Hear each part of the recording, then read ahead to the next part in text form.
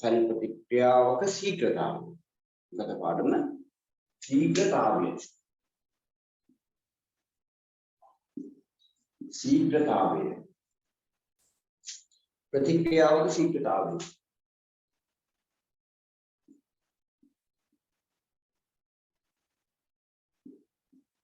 प्रतिक्रियाओं का शीघ्रता की मोटिवेशन आती है दूर विनाशी में शीघ्रता क्यों वेगे विनाशी में शीघ्रता मतलब शीघ्रता मुकादमे शीघ्रता की नवटने तेरे शीघ्रता के लिए क्या है एकक कालयकදී යම් සිද්ධියක් සිද්ධ වන ප්‍රමාණය ඒකක කාලයකදී යම් සිද්ධියක් සිද්ධ වන ප්‍රමාණය තමයි කියන්නේ ශීඝ්‍රතාවය කියලා. එහෙනම් දුර වෙනස් වීමේ ශීඝ්‍රතාවය. හරි. පාරකට අපේ වාහනය ගමන් කරනවා. ඒක කාලයකදී කොච්චර දුරක් යනවද?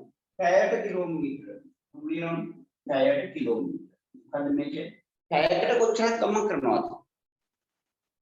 60 කොච්චර ඒක කාලය කියන්නේ 60 කොච්චරක් යනවා ශීඝ්‍රතාවය කිව්වේ එතකොට මේ යම් සිදුවීමක ශීඝ්‍රතාවය කියලා අපිට හොයාගන්න පුළුවන් ඒකක කාලයකදී යම් සිද්ධියක් සිද්ධ වෙන ප්‍රමාණය ඒකක කාලයකදී යම් සිද්ධියක් සිද්ධ වෙන ප්‍රමාණය හොයාගත්තොත් අන්න අපිට කියන මොකද්ද ශීඝ්‍රතාවය කියලා एक කාලයකදී දුර යන ප්‍රමාණය නම් වේගය කිව්වා ඒක කාලයකදී විස්ථාපනය වෙනස් වීම කිව්වා ප්‍රවේගය කියලා මේ චලිතය පාඩමේදී මේ ශීඝ්‍රතාව කියන වචනේ මේ විතරක් ඉගෙන ගත්තා හරිද චලිතය පාඩමේදී වචන මේ ශීඝ්‍රතාවය කියන වචනේ ඉගෙන ගත්තා අද කතා කරන්නේ මේ වගේ ශීඝ්‍රතාවයක් නෙවෙයි ප්‍රතික්‍රියාවක ශීඝ්‍රතාවය මොකද්ද प्रतिक्रिया शीघ्रता प्रतिक्रियाओं को शीघ्रता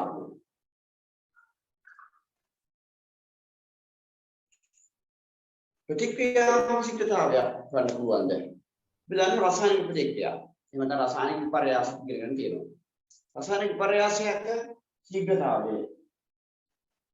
कुमुद रासायनिक प्रतिक्रिया करता हम समारेव वेगे सिद्ध वेनो समारेव सेमी सिद्ध वेनो වැඩි කාලයක් යනවා දැන් වේගයෙන් සිද්ධ වෙන ප්‍රතික්‍රියාවක් ගැතුණු දැන් ඉතින් පුරක් අපි පත්තු කරොත් දහනය කරොත් අපි ළඟ ඒක හප්පර කීපයක් ඇතුළත හිටියන රසායනික ද්‍රව්‍ය දහනය වෙලා ඉවර වෙනවා මැග්නීසියම් කැලලක් දහනය කරොත් වෙන ප්‍රතික්‍රියාවක් සිද්ධ වෙනවා හරිද විශ්ලේෂණයේ වේගය සිද්ධ වෙනවා ඒක ශීඝ්‍රතාවය වැඩි ඒක කාලයකදී සිද්ධ වෙන ප්‍රමාණය ඒක කාලයකදී සිද්ධ වෙන ප්‍රමාණය වැඩි සමහර ප්‍රතික්‍රියා සෙමි සිද්ධ වෙනවා යකඩ මල බැඳීමේ බල සෙමි සිද්ධ වෙන ප්‍රතික්‍රියාව අර විදීම් සෙමි සිද්ධ වෙන ප්‍රතික්‍රියාව ඉතින් මේ වගේ මේ රසායනික ප්‍රතික්‍රියා එහෙම නැත්නම් රසායනික විපර්යාස සමහර ඒවා ශීඝ්‍රතාවය වැඩි සමහර ඒවා ශීඝ්‍රතාවය අඩු ප්‍රතික්‍රියාවක් කියන්නේ මොකද්ද ප්‍රතික්‍රියාව තියෙන ප්‍රතික්‍රියක හා ඵල ප්‍රතික්‍රියක හා ඵල තියෙන ප්‍රතික්‍රියාව නේද එතකොට දැන් ඔය මතක රසායනික ප්‍රතික්‍රියාවක ප්‍රතික්‍රියක හා ඵල උදාහරණයක් ගමු කැල්සියම් කාබනේට් වලට දාමුකෝ අම්ලයක් 100 දැන් what කියන්නේ ප්‍රතික්‍රියක ආරම්භයේ තියෙන ඒවා හැදෙනව නේද කැල්සියම් ක්ලෝරයිඩ් හා ජලය කාබන් ඩයොක්සයිඩ් මෙන්න මේ ඵලයන් ටික ලැබෙනවා මේ ප්‍රතික්‍රියාව හරිද කැල්සියම් කාබනේට් කියන්නේ උණුගල් වගේ කාබනේටයක් HCl අම්ලය දාපුවම කාබනේට් අම්ලයක් දාපුවම කාබන් ඩයොක්සයිඩ් පිට වෙනවා. අම්ල විතලේ දාන මොකද වායුවක් පිට වෙනවා. ඒකට දැන් තියෙනවා කැල්සියම් ක්ලෝරයිඩ් ජලය දැන් බලන්න මේවා තමයි ප්‍රතික්‍රියක මේවා තමයි මේ තුන තමයි ප්‍රතිඵල කියලා කියන්නේ. ඵල. හරි? ඒක රසායනික ප්‍රතික්‍රියාවක ශීඝ්‍රතාවයේ හොයනකොට කාලයත් එක්ක අපි බලන්න ඕනේ මේ ප්‍රතික්‍රියාව කොච්චර ප්‍රමාණයක් සිද්ධ වෙනවද කියලා. කාලයත් එක්ක බලන්න අපි තප්පර 5ක තප්පර 10ක එහෙම මොකක්ද යම් කිසි කාලයකදී මේ ප්‍රතික්‍රියාව කොච්චර ප්‍රමාණයක් සිද්ධ වෙනවද? මේ ප්‍රතික්‍රියාව කොච්චර ප්‍රමාණයක් සිද්ධ වෙනවද කියලා හොයන්න යනවා. යම් කිසි කාලයකදී මේ ප්‍රතික්‍රියාව සිද්ධ වෙලා කොච්චර ප්‍රමාණයක් ප්‍රතික්‍රියාව සිද්ධ වෙනවද? දැන් ප්‍රතික්‍රියාව සිද්ධ වෙන ප්‍රමාණය හොයාගන්න පුළුවන්. ඒක මේ පිට වෙන මේ හැදෙන මේ ඵලයක ප්‍රමාණය හොයන්න එපා. මේ හැදෙන මේ ඵලයක ප්‍රමාණය හොයන්න ඕනේ. ඒ කියන්නේ සෑදෙන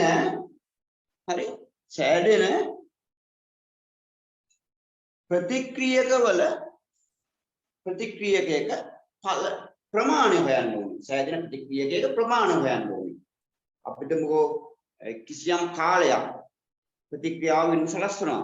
ඒක ප්‍රතික්‍රියාව මේ පරීක්ෂණය ගණීවි ටෙස්ට් ටියුබ් එක කැල්සියම් ක්ලෝරයිඩ් කැට ටිකක් උමදායි උඩුමුවේ සරලව ඔකට දැන් දානවා HCl දානවා අම්ලය දැන් මේ ප්‍රතික්‍රියාව සිද්ධ වෙනවා හරිද ඉතින් වායු කුළු තුම පිට වෙයි කොහොමද වෙන්නේ හරිද දැන් පිට වෙන මේ දැන් මේක ඇතුළත කැල්සියම් ක්ලෝරයිඩ් හැදෙයි ජලය හැදෙයි කාබන් ඩයොක්සයිඩ් පිට වෙයි ඉතින් අපිට පුළුවන් මේ පිට වෙන කාබන් ඩයොක්සයිඩ් ටික එකතු කරගෙන පිට වෙන කාබන් ඩයොක්සයිඩ් මේ පිට වෙන කාබන් ඩයොක්සයිඩ් ටික එකතු කරගත්තා නේද අන්න මොකද්ද මේ කරේ කිසියම් කාලයකදී පිට වෙන කාබන් ඩයොක්සයිඩ් එකතු කරගත්තා එහෙම නැත්නම් සෑදෙන ඵලය ප්‍රමාණය කරගත්තා ඵලය හොයාගත්තා කොච්චර ප්‍රමාණයක් හැදෙනවද කියලා හොයාගත්තා. කිසියම් කාලයකදී ප්‍රතික්‍රියක කොච්චර නිෂ්පාදනය වෙනවද කියලා හොයා ගන්නවා. හරි. ඒ කියන්නේ නිශ්චිත කාල සීමාවක් තුළ සෑදෙන ස්කන්ධය හෝ පරිමාව. ස්කන්ධය කැල්සියම් ක්ලෝරයිඩ් හැදෙනවා. කැල්සියම් ක්ලෝරයිඩ් කොච්චර ස්කන්ධයක් හැදෙනවද? ජලය හැදෙනවා. ජලය කොච්චර ස්කන්ධයක් හැදෙනවද? कार्बन डाइऑक्साइड कोच्चर वायु परिमाणයක් හදනවද කියලා හොයා ගන්නවා. නිශ්චිත කාල සීමාවකදී නිපද වෙන ප්‍රතික්‍රියක වල ස්කන්ධය අපි හොයා ගන්නවා. බලන්න නිශ්චිත කාල සීමාවකදී නිපද වෙන ප්‍රතික්‍රියක වල ස්කන්ධය හොයා ගන්නවා. ඵලවල ස්කන්ධය හොයා ගන්නවා. ඊට පස්සේ ඒ ස්කන්ධය හෝ පරිමාව හොයාගන්න වෙන්නේ සමානය වගේ ස්කන්ධ හොයන්න පුළුවන් සමානය පරිමාව එකක් කරන හැටි පිට වෙන කාබන් ඩයොක්සයිඩ් පරිමාව හොයාගන්න. එහෙම නැත්නම් සෑදෙන මේ වගේ ස්කන්ධ හොයාගන්න. වායුවක් නම් පරිමාවක් නේ. හොයාගන්න වෙන්නේ ඊට පස්සේ ඒ පරිමාව ඒ හැදෙන පරිමාව හෝ ස්කන්ධය හරිද? ඒ කියන්නේ ප්‍රතික්‍රියක වල ස්කන්ධය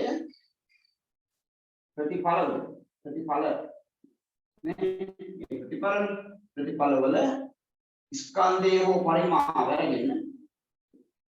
ස්කන්ධය හෝ පරිමාව අරගෙන පරිමාව වෙන මේ ස්කන්ධයන් බෙදෙනවා කාලය.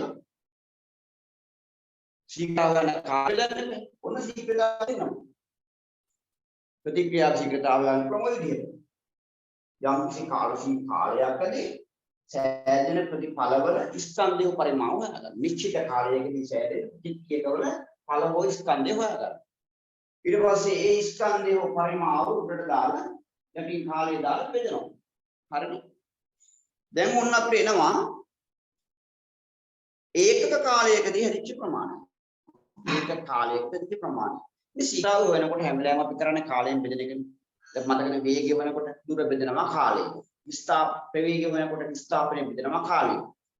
මොන වෙලාවෙ කාලයෙන් බෙදන්න බැහැ. ප්‍රතික්‍රියක වල මේ හැදුණු සෑදුණු ඵලවල ස්කන්ධය පරිමාව කාලයෙන් බෙදන්නේ. විතරක් තමයි කාලයෙන් බෙදන්නේ. කාලයෙන් බෙදන හැම වෙලාවෙම ශීඝ්‍රතාව වෙනකොට අපිට මිනිත්තු 5කදී හැදිච්ච ප්‍රමාණය හොයාගත්ත කියන්නේ. හරිද? නිකම් උදාහරණයක් ගමු. මිනිත්තු 5ක හැදිච්ච ප්‍රමාණය. හරි? මිනිත්තු 5කදී කොච්චර හැදුණාද කියලා හොයාගන්න. එහෙනම් මිනිත්තු 5 යට වෙනවා උගින් දානවා හැදිච්ච ප්‍රමාණය අපි හිතෝ මිලිලීටර 200ක් කියලා. දැන් මිනිත්තුවක දිනවනේ 205න් බෙදනකොට 40යි. මිනිත්තුවකදී සෑදෙන ප්‍රමාණය වෙනවා. එහෙනම් ප්‍රතික්‍රියාව මිනිත්තුවකදී මෙච්චර බල ප්‍රමාණයක් සෑදෙනවා කියලා ඔන්න අපි දැන් ප්‍රතික්‍රියාවේ ශීඝ්‍රතාවය ගැන අදහසක් ගන්නවා. බලන්න ප්‍රතික්‍රියාවේ ශීඝ්‍රතාවය ගැන කොහොමද අදහසක් ගත්තේ? සෑදෙන පළවල ස්කන්ධයේ පරිමාව හොයාගෙන. අපි කියනවා නිශ්චිත කාලයකදී සෑදෙන ප්‍රතිඵලවල ප්‍රමාණය හෝ පරිමාව හෝ ස්කන්ධය තීරණය කරනවා. ඔක නැත්තම් මෙහෙම කරන්න පුළුවන්. මේ පැත්තේ යම් කිසි ඵලයක් ප්‍රතික්‍රියකයක්. හරිද? දැන් අපි බලනවා දැන් මේ කැල්සියම් ක්ලෝරයිඩ් මෙහෙම පරීක්ෂණාලේදී තියෙන්නේ. හරිනේ? කැල්සියම් ක්ලෝරයිඩ් කර ටිකක් තියෙනවා. මෙන්න HCl අම්ල දැම්මා. HCl මෙන්න කැල්සියම් කාබනේට් මොකක්ද කියන්නේ? Calcium carbonate. දැන් මේ ප්‍රතික්‍රියාව සිද්ධ වෙනවා. හැබැයි ආරම්භයේදී අපි කැල්සියම් කාබනේට් වල ස්කන්ධය හොයාගත්තා. මේකට දාපු ස්කන්ධය හොයාගෙන ඉන්නේ. හරිද? එතකොට දැන් මේක යම් කිසි කාලයක් වෙන්න ආරිනවා. කාබන් ඩයොක්සයිඩ් වායුව කියලා පිට වෙයි. තව කැල්සියම් ක්ලෝරයිඩ් ජලයෙන් හැදෙයි. මේ වායුව පිට වෙලා යයි. යම් කිසි කාලයක් බලාගෙන ඉන්නවා. අපි මිනිත්තු 5ක් බලාගෙන හිටියා. මිනිත්තු 5ක් බලාගෙන හිටියා. තේරුණා? මිනිත්තු 5කදී මේ ප්‍රතික්‍රියාව සිද්ධ වෙන්නේ ඊට සලස්වලා ඊට පස්සේ අපි කැල්සියම් කාබනේට් වල ස්කන්ධය හොයනවා. දැන් මොකද වෙන්නේ? ස්කන්ධය අංශ අඩුවීමක් ඇතිනේ. මුලින් ගත්තේ කොච්චරද දැන් ගත්තේ කොච්චරද? ඒතකොට යම්කිසි ප්‍රමාණයක් වැය වෙලා. අන්න වැය වූ ප්‍රමාණය හොයාගන්න. අපිට වැය වූ ප්‍රමාණය ග්‍රෑම් 200යි කියලා. තේරුණාද? වැය වූ ප්‍රමාණය හොයාගන්න. ඒ කියන්නේ ප්‍රතික්‍රියක වැය වූ ප්‍රමාණය හොයාගන්න. දැන් උඩ ලියා කියන්නේ මොකක්ද? වැය වූ ප්‍රමාණය. වැය වූ ප්‍රමාණය මොනවද? ප්‍රතික්‍රියක වැය වූ ප්‍රමාණය බෙදලා මොකෙන්ද? කාලය. අන්න දැන් අපිට එනවා ශීඝ්‍රතාවය. එහෙනම් ක්‍රම දෙකක් තියෙනවා. ප්‍රතික්‍රියාවක ශීඝ්‍රතාවය හොයන ක්‍රම දෙකක් තියෙනවා. කොහොමද හොයාගන්න පුළුවන් ක්‍රම දෙක? මොකක්ද ඒ ක්‍රම දෙක? ප්‍රතික්‍රියාවක ශීඝ්‍රතාවය නිර්ණය කරන්න පුළුවන් ක්‍රම දෙක මොනවද? වැය වූ ප්‍රතික්‍රියක ප්‍රමාණයක් හොයාගන්නවා. එහෙම නැත්නම් සෑදුණු පළවල ප්‍රමාණයක් හොයාගන්නවා. නිශ්චිත කාලයක් තියෙනවනේ. අපි කාලයත් එක්කම මේ වැඩේ කරන්න ඕනේ. නැත්නම් අපිට ශීඝ්‍රතාව ගන්න බෑනේ, කාලෙන් බෙදන්න බෑ. එහෙනම් යම් කිසි නිශ්චිත කාලයකදී වැය වූ ප්‍රතික්‍රියකවල ප්‍රමාණය හෝ සෑදුණු පළවල ප්‍රමාණය හොයාගත්තා නම් අන්න එනවා මොකද්ද? ශීඝ්‍රතාවය. පැහැදිලිද? නිශ්චිත කාලයක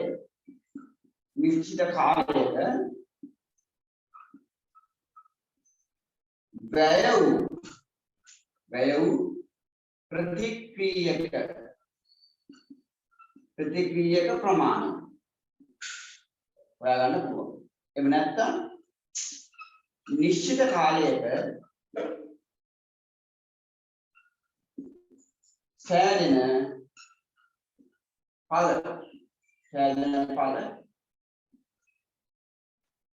ස්කන්ධය හෝ පරිමාව හොයාගන්නවා. ස්කන්ධය හෝ පරිමාව හොයාගන්නවා. මෙන්න මේ විදිහට රසායනික ප්‍රතික්‍රියාවක් කළොත් ඒ කියන්නේ කාලය නිශ්චිත කාලයකදී කොච්චරක් සෑදෙනවද කොච්චරක් වැය වෙනවද කියලා හොයාගත්තොත් මේක හෝ මේක දැන් අපිට පුළුවන් ඒ ස්කන්ධය හෝ පරිමාව කාලයෙන් බෙදලා උත්තරයක් ගන්න. අන්න ප්‍රතික්‍රියාවේ ශීඝ්‍රතාවය දැන් ලැබෙනවා. හරිද? ප්‍රතික්‍රියාවක ශීඝ්‍රතාවය ලැබෙනවා. ප්‍රතික්‍රියාවක ශීඝ්‍රතාවය හොයන්න පුළුවන් ක්‍රම දෙකක් තියෙනවා. ආකාර දෙකකට කරන්න පුළුවන්. ප්‍රතික්‍රියාව ශීඝ්‍රතාවය නිර්ණය කරන්න පුළුවන් ආකාර දෙකක් තියෙනවා. මොකද ප්‍රතික්‍රියාව ශීඝ්‍රතාවය නිර්ණය කරන ආකාර දෙක? එකක් තමයි සෑදෙන ප්‍රතික්‍රියකවල ප්‍රමාණය හෝ පරිමාව සොයාගෙන. එහෙම නැත්නම් වැයවන ප්‍රතික්‍රියක වල ප්‍රමාණය හෝ පරිමාණ හොයාගන්න. ස්කන්ධය හොයාගන්න. එහෙම සෑදෙන ඵලවල ස්කන්ධය ඒ වගේම පරිමාව හොයාගෙන පුළුවන් ප්‍රතික්‍රියාවල ශීඝ්‍රතාවය හොයන්න. එතකොට හැම වෙලාවෙම උඩ දානවා ඒ ස්කන්ධයක් වූ පරිමාව උඩ එනවා ස්කන්ධය වූ පරිමාව යටනවා කාලය එන්නේ. එතකොට එන්නේ තප්පරයකදී කොච්චරක් කරනවද? මේ බෙදපුවම මෙන්න ඉන්නතන් පැයකදී කොච්චරක් සිද්ධ වුණාද? විද්‍යෝකදී කොච්චරක් සිද්ධ වුණාද ප්‍රතික්‍රියාව? මේ විදිහට හොයන්න පුළුවන්. හරිද? ප්‍රතික්‍රියාවක ශීඝ්‍රතාවය මේ විදිහට හොයන්න. හරිද? එතකොට දැන් දත්ත ගන්නකොට වැය වුණු ප්‍රතික්‍රියක වල ස්කන්ධය වූ පරිමාණ එමත් සෑදුණු ඵලයක ස්කන්ධය හෝ පරිමාණ මේ විදිහට පුළුවන් ප්‍රතික්‍රියාවක ශීඝ්‍රතාවය හොයන්න. right මේ ප්‍රතික්‍රියාවක ශීඝ්‍රතාවය වෙනස් වෙන්න මොනවද බලපාන්නේ? ප්‍රතික්‍රියාවක ශීඝ්‍රතාවය වෙනස් වෙන්න මොනවද බලපාන්නේ? සරල උදාහරණයක් ගමු. දැන් ඔයගොල්ලෝ අත්දැකීමෙන් දන්නවා. දැන් ගෙදර ලිප දර දානකොට ලිපට ලොකු දර කෑලි දැම්මොත් හිමින් ඇවිලෙන්නේ. හැබැයි ඒ දර කැවැල්ලම උඩා කැබිලි වලට කපලා ලිපට දැම්මොත් ඉක්මනින් ඇවිලෙනවා. අත්දැකීමක් ඇති. ඒ වගේම තමයි ලුණු කැට වතුරේ දිගේ කරොත් හිමින් දිය වෙන්නේ මේ කුඩු දිය කරනවට වඩා. එහෙනම් මෙන්න මේව සිද්ධ වෙන්නේ ඇයි? ඇයි වෙන්නේ? ඇයි ලුණු කුඩු දිය වතුරේ දාපුවම ඉක්මනින් දිය වෙන්නේ? ඇයි උඩා දර කැබිලි දානකොට ඉක්මනින් ඇවිලෙන්නේ? ඒකට බලපාන හේතුව තමයි කුෂ්ඨීය වර්ගඵලය. කුෂ්ඨීය වර්ගඵලය. මොකද බලපාන්නේ? කුෂ්ඨීය වර්ගඵලය. කුෂ්ඨීය වර්ගඵලය. කුෂ්ඨ ප්‍රමාණය. හරි. දැන් මේකේ දිග පල්ල පුදාගමුකෝ. සෙන්ටිමීටර 2යි සෙන්ටිමීටර 2යි සෙන්ටිමීටර 2යි. හිමිතුකෝ. අපිට වර්ගඵල හොයාගමු. දැන් මේ පෘෂ්ඨයේ වර්ගඵලය කියන්නේ එක පෘෂ්ඨයේ දෙවරක් දෙක 4යි. ඒ වගේ පැති කීයක් තියෙනවද? 8ක්. එහෙනම් අපිට වර්ගඵලය 32යි. वर्ग सेंटीमीटर 32 है वर्ग सेंटीमीटर 32 है हरे එකලා අපි හිතමු දැන් මේක කුඩා ඝනක වලට වෙන් කරගත්තා කියලා කුඩා ඝනක වලට වෙන් කරගත්තා කියලා හිතමු අපි හිතනවා කුඩා ඝනකයක් මේකෙන් හදනවා නේ කුඩා කෑල්ලක් වෙන් කරගන්නවා හරි අපි හිතමු ඒ කුඩා ඝනකයේ එකයි කියලා පැත්තක් එක ගානේ වෙන් කරගන්න. ඒ කියන්නේ මේක අරකට මේක 1 සෙන්ටිමීටරයයි සෙන්ටිමීටරයයි. කොහොම මේවා වෙන් කරගන්නවා. හරිද? දැන් මේක මතුපිටේ වර්ගඵලය කියන්නේ. ඒක එක පැත්තක එකයි එක් වරක් 4 7. එක් වරක් 8 8යි. 8යි. හරිද? වර්ග සෙන්ටිමීටර 8යි. තේරුණාද බලන්න මම කියපු උදාහරණය? මෙයාගේ මතුපිට වර්ගඵලය කීයද? වර්ග සෙන්ටිමීටර 32යි. ආපිටේ පැහැදිලිද බලන්න? වර්ග සෙන්ටිමීටර 32යි. කුඩා කැබැලේ මතුපිට වර්ගඵලය කීයද? වර්ග සෙන්ටිමීටර 3ත් 8යි නේද? 1යි නේද? එතකොට එනවා එකේ මතුපිට වර්ගඵලය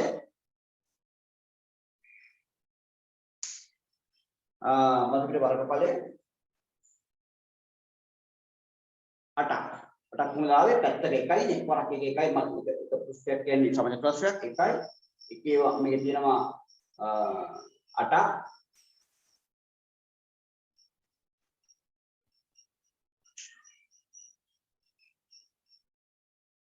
එතකොට 8යි වර්ග සෙන්ටිමීටර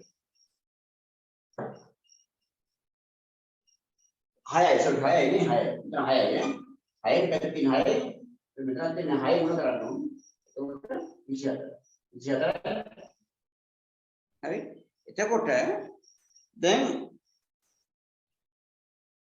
අපිට පුළුවන් නම් මේකේ මේවයි කැට කොච්චරක් හදාගන්න පුළුවන්ද නේද මේ වගේ කැට මේකෙන් වෙන් කරගන්න පුළුවන් කොච්චරක්ද කියලා හොයාගන්න ඊට පස්සේ අපිට මේ වර්ගඵලය ඒ ප්‍රමාණය වැඩි කරපුවාම හරි ප්‍රමාණය වැඩි කරනවා ඉතින් අපිට පුළුවන් උක දැන් අර පරිමාව හොයාගෙන දැන් මෙයාගේ පරිමාව ඝන සෙන්ටිමීටර 8යි ඝන සෙන්ටිමීටර 8යි මේක බෙදනවා මෙයාගේ පරිමාව ඝන සෙන්ටිමීටර 1යි පරිමාව ඒතකොට මේක ඇතුලේ තියෙනවා මේවා එකට කියන්නේ 8ක් නේ තියෙන්නේ හරිද ඒතකොට මේක අපි 8ෙන් ගුණ කරනවා කියලා කියන්නේ 8 වරක් 42ක් එහෙමද वर्ग सेंटीमीटर 42 තියෙනවා. නව උදාහරණ බලන්න ලොකු ගණකයක් ගන්න. ලොකු ගණකයේ මතු පිටේ වර්ගඵලය වෙන්නේ 24යි. ආපුදී පැහැදිලි. පැත්තක දිග තියෙනවා වර්ග සෙන්ටිමීටර පැත්තක දිග 2යි මෙතන 2යි එක පැත්තක් උෂ්ඨ වර්ගඵලය 4යි. ඒ වගේ පැති 6ක් ඉඳලා 6 ගුණ කරා. එහෙනම් මතු පිටේ වර්ගඵලය මේ 24යි. යමු මෙතෙන් මේකේ මේ කරගන්න මේ වගේ ගණක. තේරුණාද? මේක මේ වගේ ගණක වලට වෙන් කරා කියලා හිතන්න. මේ වගේ ගණක කීයක් ලැබෙනවද? ඒ වගේ ගණක ළමයි 8ක් ලැබෙනවා. ඒ වගේ ගණක 8ක් ලැබෙනවා. මේක වෙන් කරන්න පුළුවන් මේ වගේ ඉතුරු 8කට. හරිද? ඒ ගණක ක්‍රේ කුලියකින් මෙහෙම ගණකයක් හදාගන්න. පස්සේ එක සෙන්ටිමීටර ගානේ කපාගෙන වෙන් කරගන්න. 8ක් වෙන් කරගන්න පුළුවන්. ඉතින් එකක වර්ග මතුපිට වර්ගඵලය 6යි 6 ඒවා 8ක් හදමු දෙකයි. දැන් බලන්න ගණකයක් ලොකු ගණකයක් විදිහට තියෙනකොට වර්ග සෙන්ටිමීටර 24යි මතුපිට වර්ගඵලය. හැබැයි ඒක කුඩා ඒවට වෙන් කරගත්තා. මේ වගේ වටකට වෙන් වෙනවනේ. ඒක මතුපිට වර්ගඵලය එකතු කරලා ගත්තාම 42ක් වෙනවා. එනකොට දැන් මේ උදාහරණය පැහැදිලි වෙනවා. මේ ලොකු ඝන වස්තුවකට වඩා ඒ ඝන වස්තුව කුඩා කැලි වලට කඩනකොට මතුපිට වර්ගඵලය වැඩි වෙනවා. මතුපිට වර්ගඵලය වැඩි වෙනවා. අර දර කැලල කුඩා කැලි වලට කඩනකොට මතුපිට වර්ගඵලය මොකද වෙන්නේ? වැඩි වෙනවා. ඉතින් මතුපිට වර්ගඵලය වැඩි වෙනකොට මතුපිට වර්ගඵලය වැඩි වෙනවා කියන්නේ අර ප්‍රතික්‍රියක ගැටෙන ප්‍රමාණය උෂ්ඨ ප්‍රමාණය වැඩි වෙනවා කියන එක. ඒක ගන්න දැන් ලුණු කැටයක් වතුරට දානකට වඩා ඒ කැටේ කුඩා අංශු වලට වෙන් කරලා කුඩු කරලා වතුරට දාපුවාම වතුරත් එක්ක ගැටෙන ඉඩ ප්‍රමාණය වැඩි වෙනවා. වර්ගඵලය වැඩි වෙනවා කියලා කියන්නේ. අනෙහිඳ ඉක්මනින් හිතන දර මේ ලුණු දිය වෙනවා. උදාහරණ දිය වෙනවා. දැන් ලොකු දර කැලලක් දානකට වඩා කුඩා දර කැලල වලට කන්න දානකොට කුඩා දර කැලල වල වර්ගඵලය වැඩි. එතකොට ඔක්සිජන් වායුවත් එක්ක නේද දහනයේදී ප්‍රතික්‍රියාව සිද්ධ වෙන්නේ. ඒතකොට ඔක්සිජන් වායුවත් කියන ප්‍රතික්‍රියක ගැටෙන වර්ගඵලය උපද වෙන්නේ වැඩි වෙනවා. අන්නේ හින්දා ප්‍රතික්‍රියාවේ ශීඝ්‍රතාවයක් වැඩි වෙනවා. එහෙනම් මේ මතුපිට වර්ගඵලය බලපානවා ප්‍රතික්‍රියාවේ ශීඝ්‍රතාවය කෙරෙහි. අපි ගන්නේ මොන වගේ මතුපිට වර්ගඵලයද මේ? ප්‍රතික්‍රියකවල මතුපිට වර්ගඵලය. ප්‍රතික්‍රියකවල මතුපිට වර්ගඵලය. ප්‍රතික්‍රියකවල මතුපිට වර්ගඵලය බලපානවා ප්‍රතික්‍රියාවක ශීඝ්‍රතාවය කෙරෙහි. දැන් හිතන්න මේ ජලය උණු ජලයේ දිය කරනකොට සීතල සාමාන්‍ය ජලයේ දිය කරනකොට දියවන ප්‍රමාණය වෙනස් වෙනවද? අනිවාර්යයෙන් වෙනස් වෙනවා. ඒ සීනි දිය කරනවා උණු වතුර. සීනි දිය කරනවා ඇල් ජලය. එතකොට ඉක්මනින් දිය වෙන්නේ මොකද කියලා අහුවොත් ඉක්මනින් දිය වෙන්නේ මොකේද?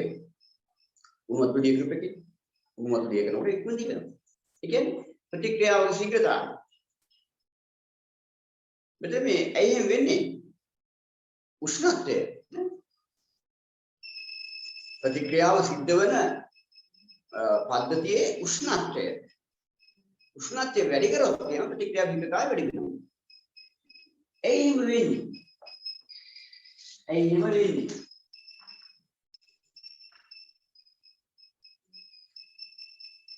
දැන් අපිට මේ බන් අංශු වර්ග තියෙනවා. පද්ධතියක් තියෙනවා අංශු කියනවා නේද? ප්‍රතික්‍රියක මේ දෙකක් තියෙනවා. ප්‍රතික්‍රියක දෙකක් තියෙනවා. උෂ්ණත්වය වැඩි කරනවා. රත් කරනවා. දැන් මොකද වෙන්නේ? රත් කරනකොට මේ අංශු වල චාලක ශක්තිය වැඩි වෙනවනේ. ඒ කියන්නේ වේගයෙන් හැදිනට ගමන් කරන්න පටන් ගන්නවා. චාලක ශක්තිය වැඩි. චාලක ශක්තිය වැඩි වෙනකොට එයාට චලනය වැඩි වෙනකොට අංශ එකිනෙක ගැටෙන එක මොකද වෙන්නේ? සම්බන්ධන එක එකිනෙක සම්බන්ධන එක වැඩි වෙනවා. අන්න එතකොට මොකද වෙන්නේ? ප්‍රතික්‍රියා ශීඝ්‍රතාවය වැඩි වෙනවා. ප්‍රතික්‍රියා ශීඝ්‍රතාවය වැඩි වෙනවා. හරිද?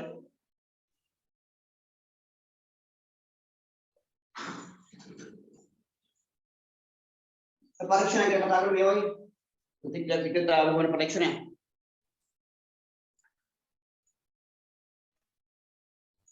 අපි ගන්නවා මේ පරීක්ෂණ නාලයකට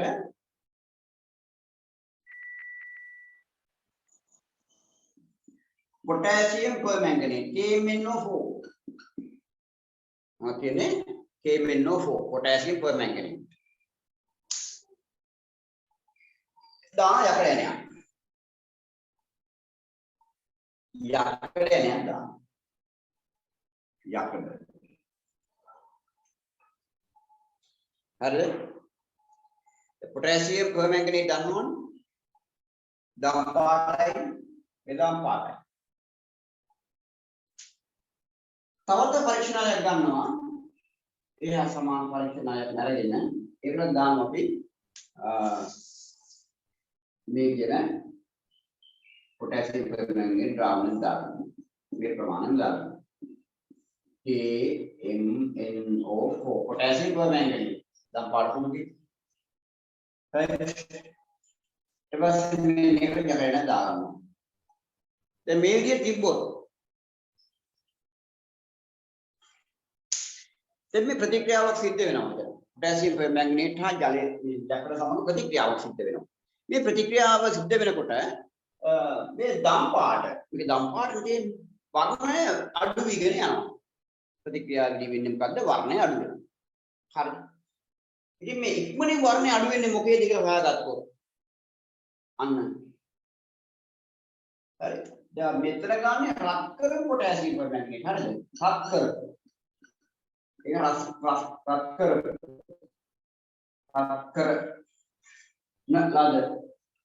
කර ලද potassium permanganate දානවා මෙතන එහෙම රත් සාමාන්‍ය potassium permanganate ඇලිගල දීකල උම්ජල දීකල ඒකට දැන් මේ පද්ධති උෂ්ණත්වය වැඩි ඉක්මනින් ද්‍රාවණයේ වර්ණය වෙනස් වෙන්නේ මේ රත් කරන ලද potassium permanganate කියන ද්‍රාවණය. රත් කරපු potassium permanganate ද්‍රාවණයේ වර්ණය ඉක්මනින් වෙනස් වෙනවා. ඒක හේතුව මොකද්ද? මේ පද්ධතියේ උෂ්ණත්වයට වඩා වැඩි වීම. potassium permanganate යකඩ එක්කම් ප්‍රතික්‍රියාවේදී potassium permanganate වල වර්ණය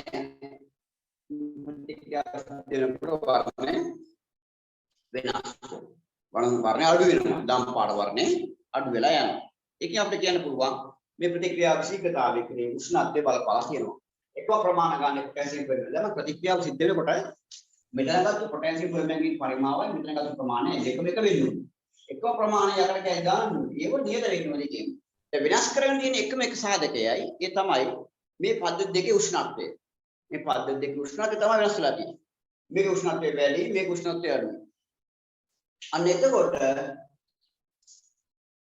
මේ ප්‍රතික්‍රියාව ශීඝ්‍රතාවය කෙරෙහි උෂ්ණත්වය බලපෑම අපිට හොයන්න පුළුවන්. උෂ්ණත්වය වැඩි නිසා මේ ප්‍රතික්‍රියාව වේගයෙන් සිද්ධ වෙනවා කියලා අපිට අඳුන ගන්න පුළුවන්. එහෙනම් මෙතන මොකද වෙලා තියෙන්නේ? මේ පද්ධතියේ උෂ්ණත්වය. එහෙනම් ප්‍රතික්‍රියකවල උෂ්ණත්වය බලපාලා තියෙනවා ප්‍රතික්‍රියාවේ ශීඝ්‍රතාවය කෙරෙහි. දැන් අපි කතා කරා සාධක දෙකක්. ප්‍රතික්‍රියාවක් වේගයෙන් සිද්ධ වෙන්නේ ප්‍රතික්‍රියාවක් සෙමින් සිද්ධ වෙන්නේ ඇයි සමහර ලාවට භෞතික ස්වභාවය බලපාන වෙයි සමහර ලාවට පද්ධති වල උෂ්ණත්වය බලපාන වෙයි හරි පද්ධති වල උෂ්ණත්වය බලපාන වෙයි ඉතින් අපි බලමු ඒ වගේ තවත් මේ සාධක තව මොනවද බලපාන්නේ දැන් ප්‍රතික්‍රියාවක් ලෝහය හරි HCl සමග ප්‍රතික්‍රියාවෙන් මැග්නීසියම් ක්ලෝරයිඩ් හැදෙනවා හයිඩ්‍රජන් වායුව පිට වෙනවා. හයිඩ්‍රජන් වායුව පිට වෙනවා. හරිනේ? මැග්නීසියම් HCl සමග ප්‍රතික්‍රියාවෙන් මැග්නීසියම් ක්ලෝරයිඩ් හැදී හයිඩ්‍රජන් වායුව පිට වෙයි. දැන් මේ ප්‍රතික්‍රියාව ගමු. මේ ප්‍රතික්‍රියාවේ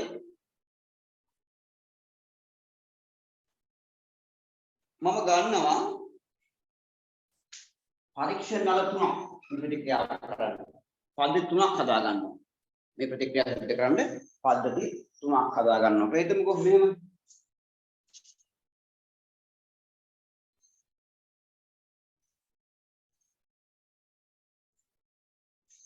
මේ පද්ධති තුනක් හදා ගන්නවා.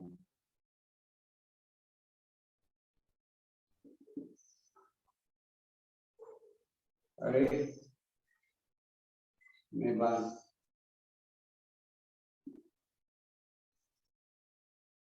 ये प्रतिक्रिया තමයි මේ පද්ධතියෙන් අපි කරන්න බලාපොරොත්තු වෙන්නේ. පරීක්ෂණ තුනක්. පරීක්ෂණ තුනක් හරිද? පරීක්ෂණ තුනක් ගන්න. අරගෙන ඒකට මම දානවා ජලය. ජලයත් එක්කන් HCl 2.5 මිලිලීටර මේක ජලයත් එක්ක නිය කරලා කියනවා HCl අම්ල මිලිලීටර 2.5 හරිද මේකේ මම දාලා තියෙන්නේ හරිද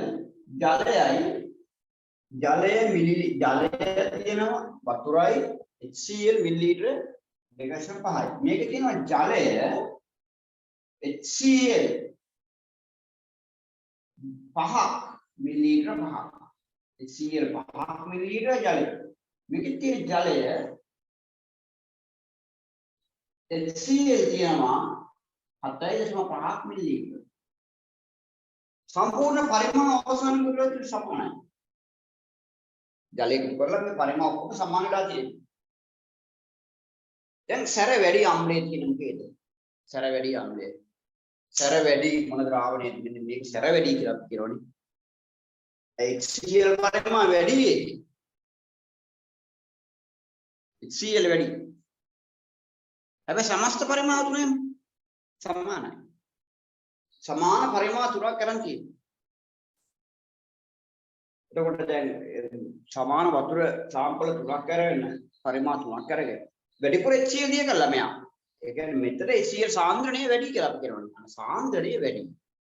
බදලා දෙන්නේ HCl සාන්ද්‍රණය වැඩි මෙන්න මේ ද්‍රාවණය. මෙන්න මේ ද්‍රාවණය HCl සාන්ද්‍රණය වැඩි. අඩුම මොන සාන්ද්‍රණය තියෙන්නේ මෙන්න මේ ඉස්සලාම මෙන්න මේ පරීක්ෂණවල මේ ද්‍රාවණය සාන්ද්‍රණය අඩුම වෙන්නේ. දැන් HCl හා මැග්නීසියම් අතර ප්‍රතික්‍රියාවක් මේ කරන්න යන්නේ. දැන් අපි දාමු මැග්නීසියම් පටියක් මේ. මැග්නීසියම් දෙකක් තියෙනවනේ. එකම ප්‍රමාණයේ පටියක් දාන්න. ඒක වෙනස් කරන්නේ නැහැ. මැග්නීසියම් එකම ප්‍රමාණයේ පටියක් දාන්න. හරිද? දැන් ප්‍රතික්‍රියාව වෙන්න හරිනවා. මේ ප්‍රතික්‍රියාව උලියා තියෙනවා වෙන එක. මැග්නීසියම් ක්ලෝරයිඩ් ද්‍රාවණය හැදෙනවා. හයිඩ්‍රජන් වායු පිට වෙනවා. එහෙනම් මේක වායු බුබුලු පිට වෙනවා. හැම එකකම වායු බුබුලු පිට වෙනවා. වැඩිපුර වායු බුබුලු වේගයෙන් පිට වෙනවා. හොඳටම පේන්නේ අපිට මොකේද? මෙන්න මේ පරීක්ෂණාලේ. වායු බුබුලු වේගයෙන් ඉක්මනින් වායු බුබුලු පිට වෙනවා පේනවා මෙන්න මේ පරීක්ෂණාලේ. ඒකට හේතුව මොකද්ද? මේ පරීක්ෂණ නල තුනේ වෙනස මොකද්ද? මේ පරීක්ෂණ නල තුනේ වෙනස මොකද්ද? ප්‍රතික්‍රියකවල සාන්ද්‍රණය වැඩි වීම. එකිනෙක වෙනස්ලා තියෙන ප්‍රතික්‍රියකවල සාන්ද්‍රණය. සාන්ද්‍රණය අඩුයි ඊට වඩා ටිකක් වැඩි ඊටත් වඩා මේ අඩු වෙන සාන්ද්‍රණය වැඩි. එහෙනම් සාන්ද්‍රණය හින්දා තමයි සාන්ද්‍රණය වැඩිම හින්දා තමයි මෙයාගේ වායු බුබුලු පිට වෙනවා වැඩි වෙන්නේ. සාන්ද්‍රණය වැඩි හින්දා වායු බුබුලු පිට වෙනවා වැඩි වෙනවා. ඒ වුණත් සාන්ද්‍රණය වැඩි නිසා වායු බුබුලු පිට වෙනවා වැඩි කියලා කියන්නේ ප්‍රතික්‍රියා ශීඝ්‍රතාවය මෙතන වැඩි කියන්නේ. සරලයි. තව එකක් තමයි අපිට හොයාගන්න පුළුවන්. මේ මැග්නීසියම් පටිය දාපු මැග්නීසියම් පටිය ඉක්මනින්ම දිය වෙලා ඉවත් වෙනවා නැති වෙලා යනවා මොකේද මේ අන ප්‍රතික්‍රියක වේගීම වේගයෙන් සිද්ධ වුණා මෙයාගේ ප්‍රතික්‍රියක වේගම වේගී ඊළඟට සෑදෙන ඔක්සිජන් හයිඩ්‍රජන් වායුව ඉක්මනින්ම වැඩිපුරම හයිඩ්‍රජන් වායුව හැදෙන්නේ මෙයාගේ අන්න බලන්න සෑදෙන හයිඩ්‍රජන් වායුව කියන්නේ සෑදෙන ඵලය හොයා ගන්නවා වැය වෙන ප්‍රතික්‍රියක හොයා ගන්නත් පුළුවන් මේ ප්‍රතික්‍රියාවෙන් බලන්න අන්න ඒ විදිහට ප්‍රතික්‍රියාවේ ශීඝ්‍රතාවය ගැන අදහසක් ගන්න පුළුවන් ඉතින් ප්‍රමාණයක් හොයාගෙන බෙදලා ගණනය කරලා පුළුවන් ශීඝ්‍රතාවයේ අගය පුද්ගන්න වෙන ප්‍රතික්‍රියාව මේ ප්‍රතික්‍රියාවේ ශීඝ්‍රතාවය වෙනස් වෙලා තියෙන්නේ මේ පද්ධතියේ ශීඝ්‍රතාවය වෙනස් වෙලා තියෙන සාධකයේ මොකක්ද කියලා හුවොත් ඒ තමයි ළමයි උෂ්ණත්වයේද මතු පිට වර්ගඵලයේද නෑ ඒව නෙවෙයි මෙතන වෙනස් කරලා තියෙන්නේ ප්‍රතික්‍රියකවල සාන්ද්‍රණය හරිනේ මේ තියෙන ප්‍රතික්‍රියක එන ප්‍රතික්‍රියකවල සාන්ද්‍රණය වෙනස් කරලා තියෙන්නේ මේ කියන ඵලය එතකොට දැන් ප්‍රතික්‍රියාවේ ශීඝ්‍රතාව වෙනකොට වැය වූ ප්‍රතික්‍රියක මැග්නීසියම් පටිය කොච්චරක් වැය වුණාද කියලා හොයා ගන්න පුළුවන් සෑදුනාද කොච්චරක් හයිඩ්‍රජන් වායුව හොයා ගන්න පුළුවන් මම කිව්වේ නිශ්චිත කාලයකදී වැය වුණු ප්‍රතික්‍රියක වල ස්කන්ධ හොයාගත්තු නිශ්චිත කාලයකදී සෑදුණු ඵලවල ස්කන්ධයේ පරිමාවක් හොයාගත්තු අන්න අපිට පුළුවන් ප්‍රතික්‍රියා ශීඝ්‍රතාවය ගැන ගන්න අදහසක් මේ ගණනය කරගන්න හරිද හැබැයි ඒ ගණනය කරලා ගන්නවට කලින් අපිට පුළුවන් මේ ප්‍රතික්‍රියාව සිද්ධ වෙනකොට ඉක්මනින්ම ප්‍රතික්‍රියා ශීඝ්‍රතාවය වැඩි මොකක්ද කියලා හොයාගන්න වායු බුබුලු පිට වෙන වේගයෙන් වායු බුබුලු පිටීම අපිට පේන්න තියෙනවා මේ ඉක්මනින් වෙනවා බව අමරන්න ගන්න පුළුවන් ඒ වගේම මැග්නීසියම් පටියේ අඩුවීම මැග්නීසියම් පටියේ දිය වෙලා වගේ ප්‍රතික්‍රියා සාන්ද්‍ර ද්‍රාවණ එකතු වීම හඳුනා ගන්න පුළුවන් වේගයෙන් වෙන්නේ මේක ඉතින් මේ විදිහට පුළුවන් ප්‍රතික්‍රියා ශීඝ්‍රතාව හඳුනා ගන්න දැන් අපි කතා කරන්නේ මේ ප්‍රතික්‍රියාවක ශීඝ්‍රතාවයේ කිරි බලපාන සාධක ප්‍රතික්‍රියාවක ශීඝ්‍රතාවයේ කිරි බලපාන සාධක අපි දැන් තුනක් ගැන කතා කරා මොකක්ද මේ තුන එකක් තමයි උෂ්ණත්වය ගැන කිව්වා මතු පිට වර්ගඵලය ගැන කිව්වා දැන් අපි කිව්වා මොකද්ද සාන්ද්‍රණය ගැන සාන්ද්‍රණය වෙනස් වෙනකොට ප්‍රතික්‍රියාවක ශීඝ්‍රතාවය වෙනස් වෙනවා සාන්ද්‍රණය වෙනස් වෙනකොට ප්‍රතික්‍රියාවක ශීඝ්‍රතාවය වෙනස් වෙනවා තමයි මේ පරීක්ෂණයෙන් අපි පැහැදිලි කරන්නේ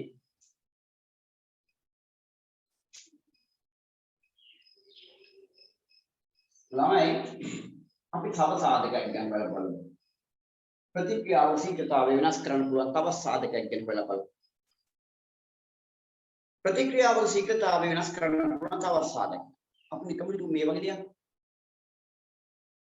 ගනුදෙනුවක් කරගන්න අවස්ථාවක් හිතන්න කෙනෙක් විකුණනවා තව කෙනෙක් ගන්නවා දැන් මේ දෙන්න මුණ ගැහෙන්න ඕනේ මේ ගනුදෙනුවට සිද්ධ වෙන්නේ ඔතන අතරමැදියෙක් හිටියොත් එහෙම මොකද වෙන්නේ අතරමැදියෙක් හිටියොත් අන්න මේක ඉක්මනින් වෙන්නේ නේද අතරමැදියෙක් සම්බන්ධ වුණොත් මේක ඉක්මනින් වෙන්නේ නේද දැන් ගනුදෙනු කරනකොට අතරමැදියෙක් ඉන්නවනේ එතකොට මොකද වෙන්නේ වේගයෙන් භාණ්ඩයක් විකුණනවා කෙනෙක් කගේ ගන්නවා මෙතන මුණ ගස්සන කෙනෙක් ඉන්නවනේ වෙනම කණ්ඩායමක් වෙන කෙනෙක් ඉන්නවනේ මේ ගනුදෙනු ඉක්මනින් සිද්ධ වෙනවා නේද ඒ කියන්නේ බාහිර පුද්ගලයෙක් සම්බන්ධ වෙලා මේ දෙන්නාගේ ගැටීම ඉක්මන් කරනවා මේ දෙන්නා ගැටීම ඉක්මන් කරනවා ඉතින් ඔයාලගේ ඉස්කෝලේ පරිසරයේ තුල වගේ දේවල් ඇති කෙල්ලෙක් ඉන්නවා කොල්ලෙක් ඉන්නවා දෙන්නා පොඩි පොඩි ආකර්ෂණ බලයක් තියෙනවා දන්නවනේ වේගවත් කරනවා පිටින් ඉන්නගෙන ඉන්නේ යාළුවා පිටින් ළඟින් යාළුවා මොකද කරන්නේ පොඩි සපෝට් එකක් දෙනවා මොකද වෙන්නේ මේ දෙන්නගේ හමු වීම වේගවත් වෙනවා නේ අන්න ඒ වගේ දෙයක් හරි ඒ කියන්නේ පිටින් ඉන්න කෙනෙක් ඒ ගැටීම වේගවත් කරනවා අපි කියන උත්ප්‍රේරකයක් දැන් හිතලා බලන්න ඔයගොල්ලෝ උත්ප්‍රේරකයක් වෙලා තියෙනවද කියලා කොහේලා උත්ප්‍රේරකයක් පිට වෙලා තියෙනවා උත්ප්‍රේරකයක් බවට ඔයගොල්ලෝ පත් වෙලා තියෙනවද යම් වෙලාවක යම් දවසක යම් කියලා තියෙනවා උත්ප්‍රේරක අපි මේ කතා කරන්නේ ඒ වගේ උත්ප්‍රේරක කියන්නේ නෙවෙයි රසායනික ප්‍රතික්‍රියාවක උත්ප්‍රේරක ගැන. ගෙදර තියෙනවද H2O2 මොනවද මේ? H2O2 මොනවද මේ? ගෙදර වල තියෙන H2O කියලා H2O2 කියන මොනවද ගෙදර තියෙන්නේ? මේ කොහොමද කියන්නේ? Hydrogen peroxide. Hydrogen peroxide. Peroxide. හරිද? Hydrogen peroxide. මේ දෙක නැත්තම් හයිඩ්‍රජන් පෙරොක්සයිඩ් නෙවෙයි. දැන් මොකද්ද? දැන් ජලය. අදගෙන ජලය. දැන් මොන්න මෙතන දෙකක් තියෙනවා. එතකොට මොකද්ද? හයිඩ්‍රජන් පෙරොක්සයිඩ් වෙනවා. හරි. රයිට්. මේ හයිඩ්‍රජන් පෙරොක්සයිඩ් දෙක තියෙනවා කියන්නේ. ගෙදර තියනවද? තුවාල වලට ගෙන දාන ගා උබේ. එහෙම තුවාල සුද්ධ කරන්න ගෙන ආපු දේවල් ද්‍රාවණ තියෙනවා. බලන්න ඔය අතර තියෙනවා ගුරු පාට ද්‍රාවණය. ගුරු පාට බෝතලයක. ගුරු පාට බෝතලයක. ඒ කියන්නේ ගුරු පාටේ බෝතලයේ ගුරු පාට වල තියෙන ආලෝකයේ නැමෙන්නේ. ද්‍රව්‍ය ද්‍රාවණය. හරි. ගෙදර තුනක් තුවාලෙම වලට ගන්න දීපම් දැකලා ඇති. ඒ වගේ බෝතලයකින් උණු කැලකට පොළවල කොඟවල තුවාලේ හොඳට සුද්ධ කරනවා. පිරිසිදු කරන්න ගන්නවා මේ මේවා. මේ හයිඩ්‍රජන් පෙරොක්සයිඩ් මොනවද? H2O2. මෙයා එළියට ගත්තාම මොකද වෙන්නේ? එළියට ගත්තාම උණු කැලේ කොඟවල එළියට ගත්තාම මෙන්න මේ ප්‍රතික්‍රියාවක් වෙනවා. H2O2 H2O කියන ජලය ගන්න. හා ඔක්සිජන් වායු බවට පත් වෙනවා. අදගීම වල දානවා මේ තුවාලයක් සුද්ධ කරනකොට හොදනකොට මේ බෝතලේ තියෙන ද්‍රාවණය දාලා කුළු කැල්ලකින් උදලා පොඟ බලන්නේ කරන්නේ. එතකොට සීතලක් දැනෙන්නේ තුවාලෙට. සීතලක් දැනනවනේ. ඒක අවුරුදු ඊට පස්සේ ඒක දකිනවා මේ පෙන බුබුලු වගේ පෙන වගේ ඇති වෙනවා. ඒ වෙන්නේ ඔක්සිජන් වායු පිට වෙන එක. හරිද? දැන් බලන්න බෝතලේ ඇතුළේ තියෙන කොට එකක් වෙන්නේ නැහැ. හැබැයි එළියට ගත්තාම වෙනවා. තුවාලයටම දාන්න ඕනේ නැහැ. නිකන් එළියට අරන් ඉවර තිබ්බොත් වෙනවා. ඒ වෙන්නේ. බෝතලේ ඇතුළේ තියෙන කම් මෙහෙම තියෙනවා. බිල් එක ගත්තාම වෙනවා. ඒ හේතුව තමයි මේ ප්‍රතික්‍රියාවේ ශීඝ්‍රතාවය වැඩි කරනවා. කවුද? කවුද වැඩි කරන්නේ? ආලෝකය. කවුද වැඩි කරන්නේ? ආලෝකය. ආලෝකය මේ ප්‍රතික්‍රියාවේ ශීඝ්‍රතාවය වැඩි කරනවා. මේ ප්‍රතික්‍රියාවේ ශීඝ්‍රතාවය වැඩි කරනවා. කවුද? ආලෝකය. ආලෝකය වැඩි කරනවා ප්‍රතික්‍රියාවේ ශීඝ්‍රතාවය. ඉතින් මේ දුම්රුපාන බෝතලේ ඇතුලේ දාලා තියෙන්නේ ආලෝකය නොලැබෙන්න.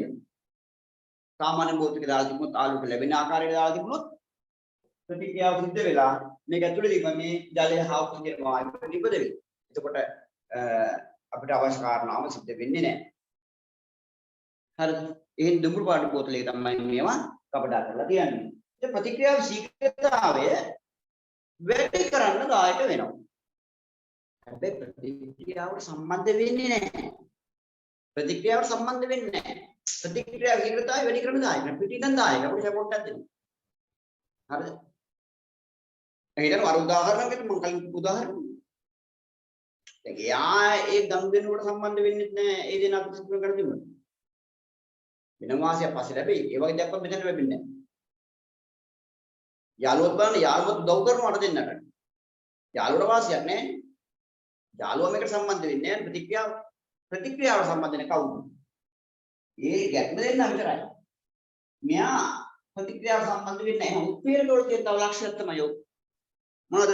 ප්‍රතික්‍රියාවට සම්බන්ධ වෙන්නේ නැහැ. ප්‍රතික්‍රියාවක ශීඝ්‍රතාවය වැඩි කරනවා. හැබැයි ප්‍රතික්‍රියාවට සම්බන්ධ වෙන්නේ නැහැ. බාහිරින් ඉඳගෙන ප්‍රතික්‍රියාවේ ශීඝ්‍රතාවය වැඩි කරන්න දායක වෙනවා. පැහැදිලිද? මේවා තමයි උත්ප්‍රේරක. මේවා උත්ප්‍රේරක.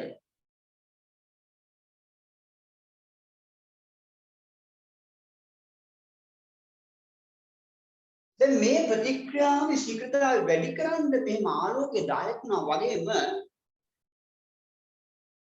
අම්ලයක් මේකට දැම්මොත් අම්ලයක් දැම්මොත් එයා හැබැයි කෙනෙක් පැකක් කරනවා. මොකද කරන්නේ? ප්‍රතික්‍රියා ශීඝ්‍රතාව අඩු කරනවා. එහෙනම් ප්‍රතික්‍රියාව ශීඝ්‍රතාව වැඩි කරන දායක කරනවා වගේම අඩු කරන දායක කරනවා. බාන කලින් උදාහරණයක් ගන්න. අර යාළු දෙන්නෙක් තරහ වෙලා ඉන්න දෙන්න සම්බන්ධ කරන්න ඕන නම් ගිහලා සම්බන්ධ කරන්න පුළුවන්. ඒ වගේම ඔක අනිත් පැත්ත කරන්න පුළුවන්. තව මොකක් කර කියලා ටිකක් කියලා ඉවරලා තව ටිකක් ඈඩ් කරන්න පුළුවන්.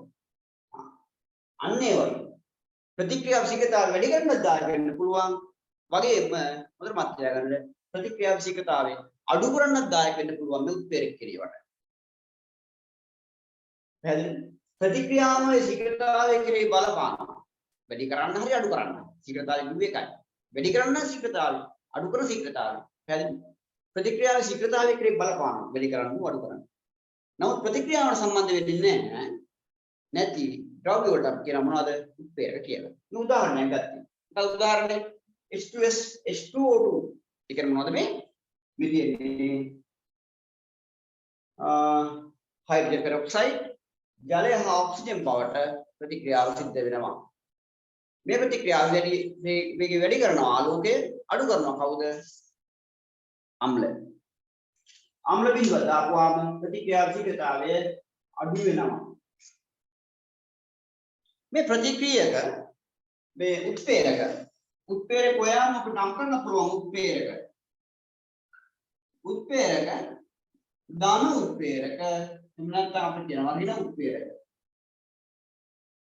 ධන උත්ප්‍රේරක ඍණ උත්ප්‍රේරක ධන කියලා කියන ප්‍රතික්‍රියාව ශීඝ්‍රතාවය වැඩි කරනවා ප්‍රතික්‍රියාව ශීඝ්‍රතාවය අඩු කරන ඒවා තමයි ඍණ උත්ප්‍රේරක මම ධන වැඩි කරනවත් දායක කරනවා අඩු කරනවත් දායක කරනවා කියලා ඒ අනුව තමයි මේ දාන්න ඉන්න කියලා අපි මේ දෙක හඳුනාගන්නේ. හරි ප්‍රතික්‍රියා ශීඝ්‍රතාවය වෙනස් කරන සාධක. දැන් මේ ප්‍රතික්‍රියාවක ශීඝ්‍රතාවය කෙරෙහි බලපාන සාධක මම මේ කිව්වේ. ප්‍රතික්‍රියාව ශීඝ්‍රතාවය කෙරෙහි බලපාන සාධක. සාධක මම හතරක් කිව්වා. නැවත බලමු ලයිස්තු. නැවත මතක් කරගන්න. මතක ප්‍රතික්‍රියකවල පුෂ්ඨීය වර්ගඵලය. තව කිව්වා උෂ්ණත්වය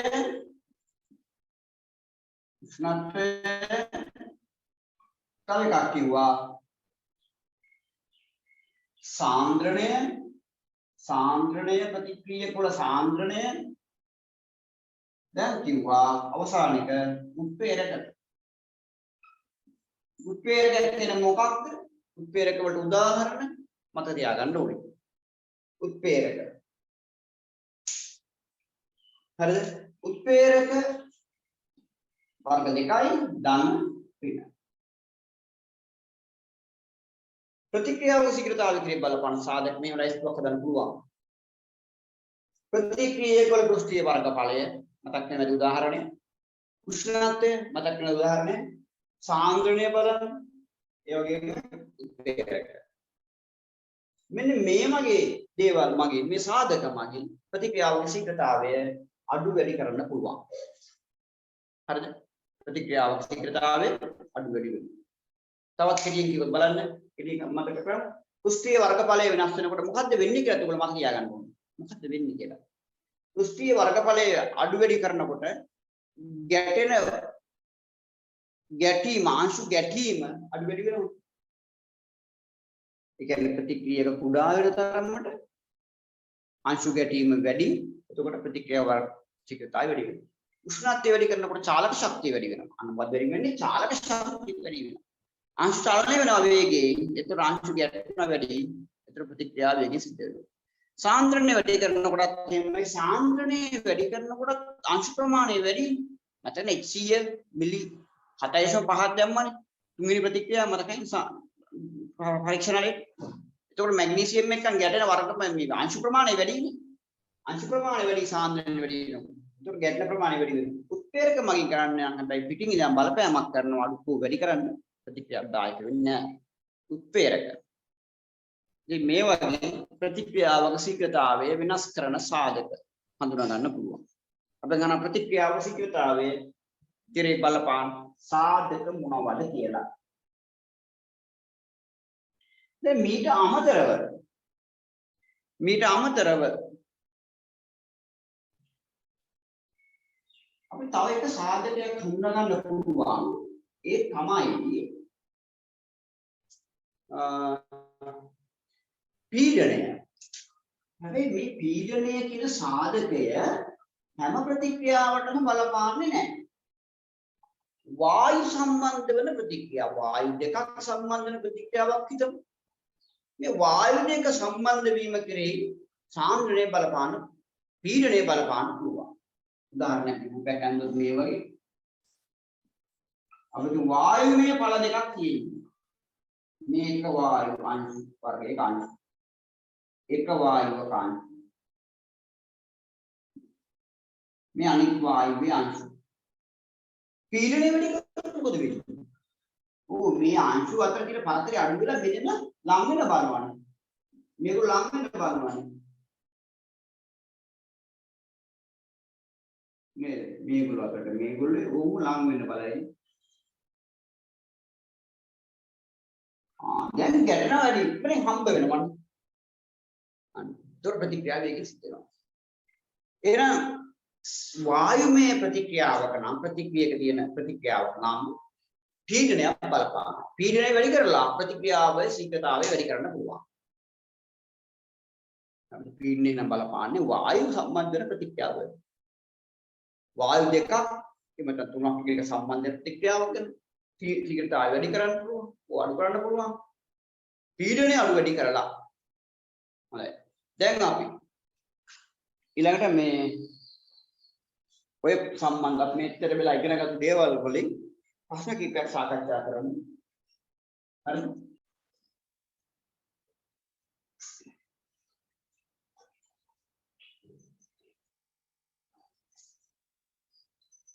පළවෙනි ප්‍රශ්නය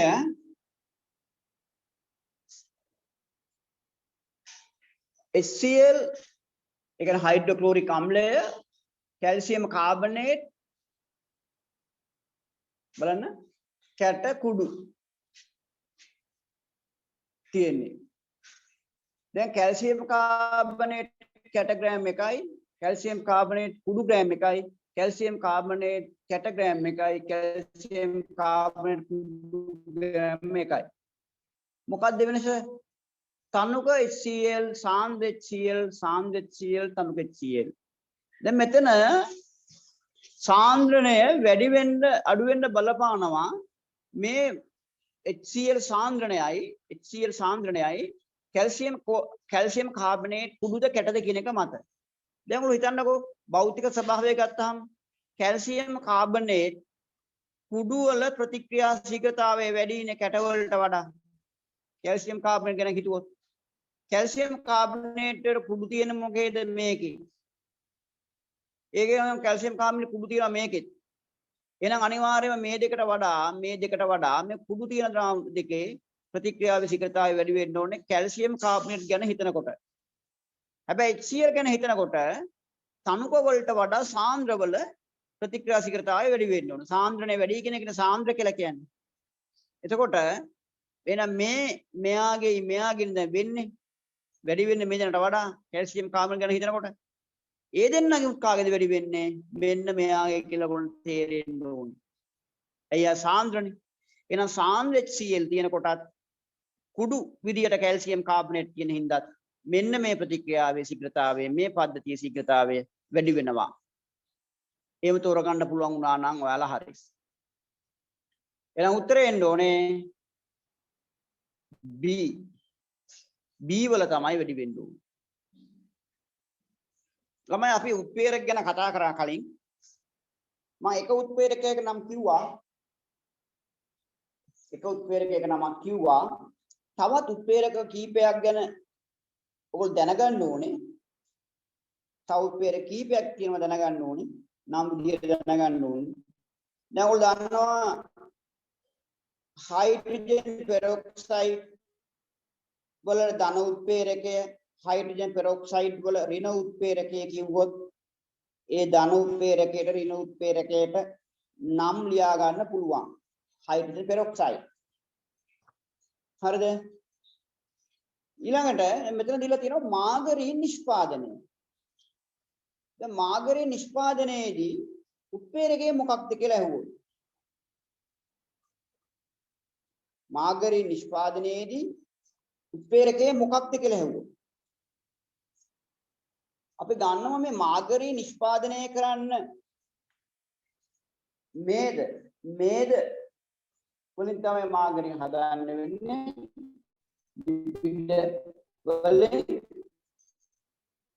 නිකල් කියන ලෝහය මේ නිකල් ඒක මතක තියාගන්න මාගරීන් නිෂ්පාදනයේදී උත්ප්‍රේරකයක් විදිහට නිකල් ගන්නවා මේ නිකල් ගන්නවා මාගරීන් නිෂ්පාදනයේදී උත්ප්‍රේරකයක් විදිහට මේකට මේ ප්‍රශ්නයට උත්තරේ එන්න ඕන නිකල්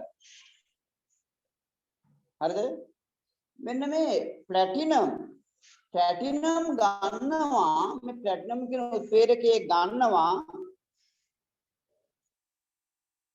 नाइट्रिक अम्लය නිපදවන්න नाइट्रिक තමයි ටිකක් ගහලා ලියා ගන්න नाइट्रिक अम्लය නිපදවීමට උත්ප්‍රේරකය වෙන්නේ ප්ලැටිනම් नाइट्रोजन अम्लය නිපදවීමට උත්ප්‍රේරකය වෙන්නේ ප්ලැටිනම් नाइट्रिक अम्लය නිපදවන්න උත්ප්‍රේරකය වෙන්නේ ප්ලැටිනම් නිකල් ගන්න මොකේද මාගරීන් නිෂ්පාදනයට දැන් මම මතක තියාගන්න පාඩම් කරලා මතක තියාගන්න ඊළඟට මේ යකඩක් ගන්න උත්ප්‍රේරකයක් විදිහට මේ යකඩ ගන්නේ ඇමෝනියා නිපදවීමට ඇමෝනියා වායුව නිපදවීමේදී උත්ප්‍රේරකයක් විදිහට මෙන්න මේ යකඩ ගන්න. දැන් යකඩ උත්ප්‍රේරකයක් වෙනවා ඇමෝනියා නිෂ්පාදනයේදී. නිකල් උත්ප්‍රේරකයක් වෙනවා මාගරීන් නිෂ්පාදනයේදී. ඒ වගේම ප්ලැටිනම් උත්ප්‍රේරකයක් වෙනවා नाइट्रिक अम्ल නිෂ්පාදනයේදී. नाइट्रिक अम्ल निष्पादनයේදී යුවනේ මේක ලියා ගන්න नाइट्रिक अम्ल निष्पादනයේදී උත්ප්‍රේරකය මෙයා මාගරීන් නිෂ්පාදනය ගෙවුන මේක යකඩ ගන්නවා ඇමෝනියා නිෂ්පාදනයේදී ළමයි ඊට අමතරව තවත් උත්ප්‍රේරකයක් ගැන කියවෙනවා මෙන්න මේ හරිය ලියා ගමු සල්ෆියුරික් අම්ලය කියලා උත්දින් හරියට හරිය කමන්නේ සල්ෆියුරික් අම්ලයේ උත්ප්‍රේරකය සල්ෆියුරික් අම්ලයේ නිෂ්පාදනයේදී सल्फ्यूरिक अम्ल निष्पादनयेදී उत्प्रेरकය वेनेडियम पेंटॉक्साइड යාගන්න හරියට सल्फ्यूरिक अम्ल निष्पादनयेදී उत्प्रेरकය වෙන්නේ ටියුට් එකේ විතනක ලියා ගන්න वेनेडियम पेंटॉक्साइड सल्फ्यूरिक अम्ल निष्पादනයේ उत्प्रेरकය वेनेडियम पेंटॉक्साइड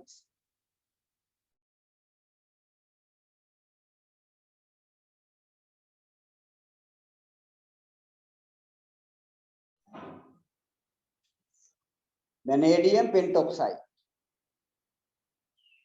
මේ මෙතන තියෙන නම वेनेडियम पेंटॉक्साइड කියලා. දැන් මෙතන අපි යනවා බලන්න. මේ वेनेडियम पेंटॉक्साइड ගන්න මොකේද කියලා දන්නවද? वेनेडियम पेंटॉक्साइड ගන්නේ सल्फ्यूरिक अम्ल නිෂ්පාදනයේදී හරිද? මේක උත්ප්‍රේරකයක්. රයිට්. උත්ප්‍රේරක කීපයක් මතක තියෙන්න ඕනේ. මේ කියනවා අපි එළිය ප්‍රතික්‍රියාවක් උත්තුලිත කරලා තියෙන්නේ. H2O2 කියලා කියන්නේ हाइड्रोजन पेरोक्साइड या जलය හා ඔක්සිජන් වායු බවට ප්‍රතික්‍රියාව සිද්ධ වෙනවා විඝටනය වෙනවා එතකොට ඉහත ප්‍රතික්‍රියාවේ ශීඝ්‍රතාවය වැඩි කිරීම සඳහා භාවිත කළ හැකි ද්‍රව්‍ය වන්නේ ප්‍රතික්‍රියාවේ ශීඝ්‍රතාවය වැඩි කිරීමට දායක වන ද්‍රව්‍ය අහන හරිද දැන් අපි කිව්වා කලින්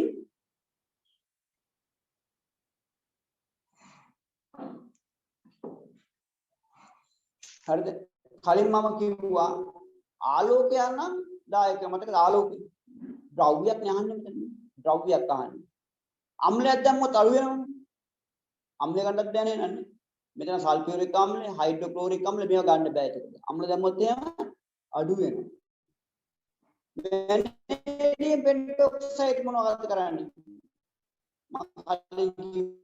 සල්ෆියුරික් ආම්ල නිෂ්පාදනයට උත්ප්‍රේරකයක් වෙන්නේ. මෙන්න මේකට මැග්නීස් ඩයොක්සයිඩ් මෙන්න උත්තරේ. උත්තරේ මොකද? මැගනීස් ඩයොක්සයිඩ් මම කලින් තව ධන උත්ප්‍රේරකයක් කිව්වා ආලෝකය කියලා. ඒක ද්‍රව්‍යමය දෙයක් නෙවෙයි. ආලෝකය කියන්නේ ද්‍රව්‍යමය උත්ප්‍රේරකය වෙන්නේ මොකද්ද? මැංගනීස් ඩයොක්සයිඩ්. එරුණාද? එනකොට පැහැදිලිව ලියා ගන්න ඕනේ H2O2 වල ධන උත්ප්‍රේරකයක් වෙනවා මැංගනීස් ඩයොක්සයිඩ්. ඒ වගේම මෙයාගේ ඍණ උත්ප්‍රේරකයක් වෙනවා මේ වගේ අම්ල සල්ෆියුරික් හයිඩ්‍රොක්ලෝරික් වගේ අම්ල. ඒ වගේම මෙයාගේ ධන උත්ප්‍රේරකයක් වෙනවා තවත් ආලෝකය. හැබැයි ද්‍රව්‍යම දෙකක් තියෙනවා ආලෝකය මැංගනීස් ඩයොක්සයිඩ්. ද්‍රව්‍යයක් කියලා හොත් නම් මැංගනීස් ඩයොක්සයිඩ් තමයි ලියන්න වෙන්නේ. ඊට මාගරි නිෂ්පාදනයේට නිකල් ගන්නවා.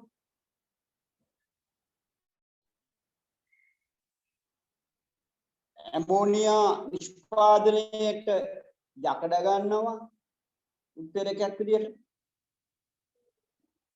මාගරි නිෂ්පාදනයේට යකඩ නිකල්. ඊට පස්සේ ප්ලැටිනම් ගන්නවා නයිට්‍රික් අම්ලය හදන්න. නයිට්‍රික් අම්ලය හදන්න. මෙන්න මේ විදිහට උත්ප්‍රේරක පාවිච්චි කරනවා. උත්ප්‍රේරක නම් කීපයක් මත තියාගන්න. ප්‍රතික්‍රියාවක ශීඝ්‍රතාවය කෙරෙහි බල නොපාන සාධකයේ වන්නේ කුමක්? බල නොපාන සාධකය දැන් අපෙන් අහන්නේ. දැන් බලපාන සාධක කිව්වොත් දැන් බලන්න මේ අතර තියෙන නැති සාධකයක්. බලපාන නැති සාධකයක්. ප්‍රතික්‍රියාවක ශීඝ්‍රතාවය කෙරෙහි බල නොපාන සාධකය. ප්‍රතික්‍රියාව උෂ්ණත්වය බලපානවා. ප්‍රතික්‍රියාවක වර්ග පෘෂ්ඨවල වර්ගඵලය බලපානවා. ප්‍රතික්‍රියාවල පරිමාව බලපානවද?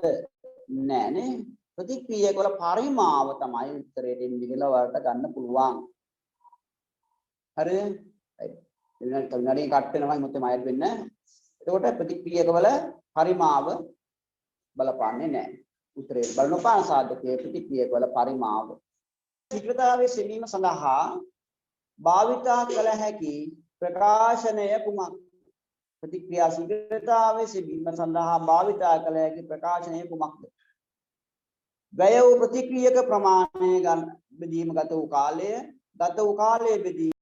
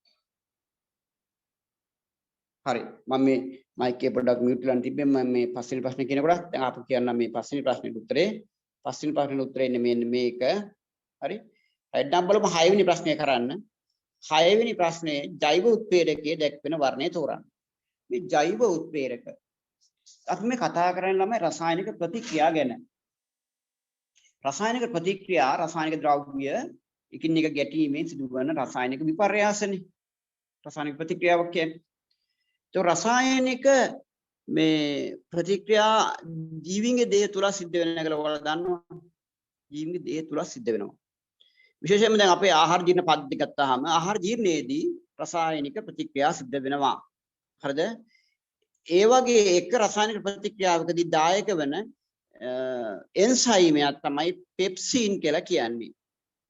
ඔයගොල්ලෝ 11 ශ්‍රේණියේදී ඉගෙන ගන්නවා පද්ධති ගැන. හරිද? පද්ධති ගැන ඉගෙන ගන්නවා. පද්ධති පාඩමේදී අපි මේ වගේ එන්සයිම් කියලා අහලා තියෙනවා. මේනොත් නම අහලා තියෙනවා එන්සයිම් ප්‍රතික්‍රියාවක උත්ප්‍රේරක විදියට ක්‍රියාත්මක වෙනවා. එක එන්සයිම් එක නමක් තමයි මේ තියෙන පෙප්සින්.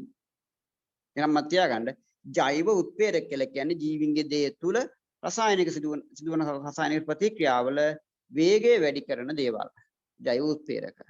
එහෙනම් උත්තරේ එනවා කවුද? පෙප්සින්. right. ඊළඟට අපි යමු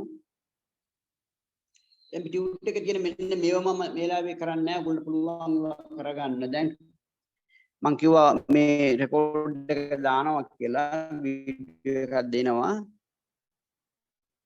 ගෲප් එක දානවා මම ඔයගොල්ලෝ එකකින් මේවා පුරව ගන්න පුළුවන්. හරි.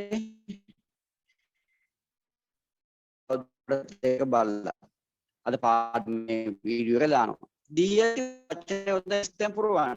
ශක්තිය ගැටීම බන්ධන. රසායනික ප්‍රතික්‍රියාවක් සිදුවීමේට නම් ප්‍රතික්‍රියකාංශු මොකද වෙන්න ඕනේ? ප්‍රතික්‍රියකාංශු මොකද වෙන්න ඕනේ? ගැටෙන්න ඕනේ. එකිනෙක සම්බන්ධ වෙන්න ඕනේ, හම්බ වෙන්න ඕනේ, ස්පර්ශ වෙන්න ඕනේ. එහෙනම් ගැටීමනේ සිදු විය යුතුයි. ගැටීම සිදු විය යුතුයි. එහිදී බන්ධන බිඳීම හෝ කැඩීම දැන් තියෙන ප්‍රතික්‍රියකවල බන්ධන බිඳීම කැඩීම වෙනස් වූ ඵල හට ගැනීම නම් ශක්තියක් තිබිය යුතුයි. ශක්තිය තිබෙනවා. right.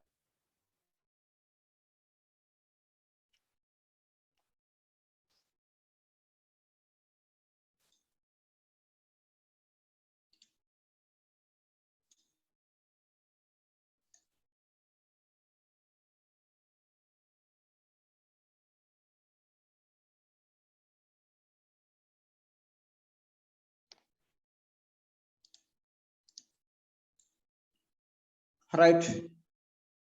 දැන් බලමු මෙන්න මේ වගුව සම්බන්ධ ප්‍රශ්නය.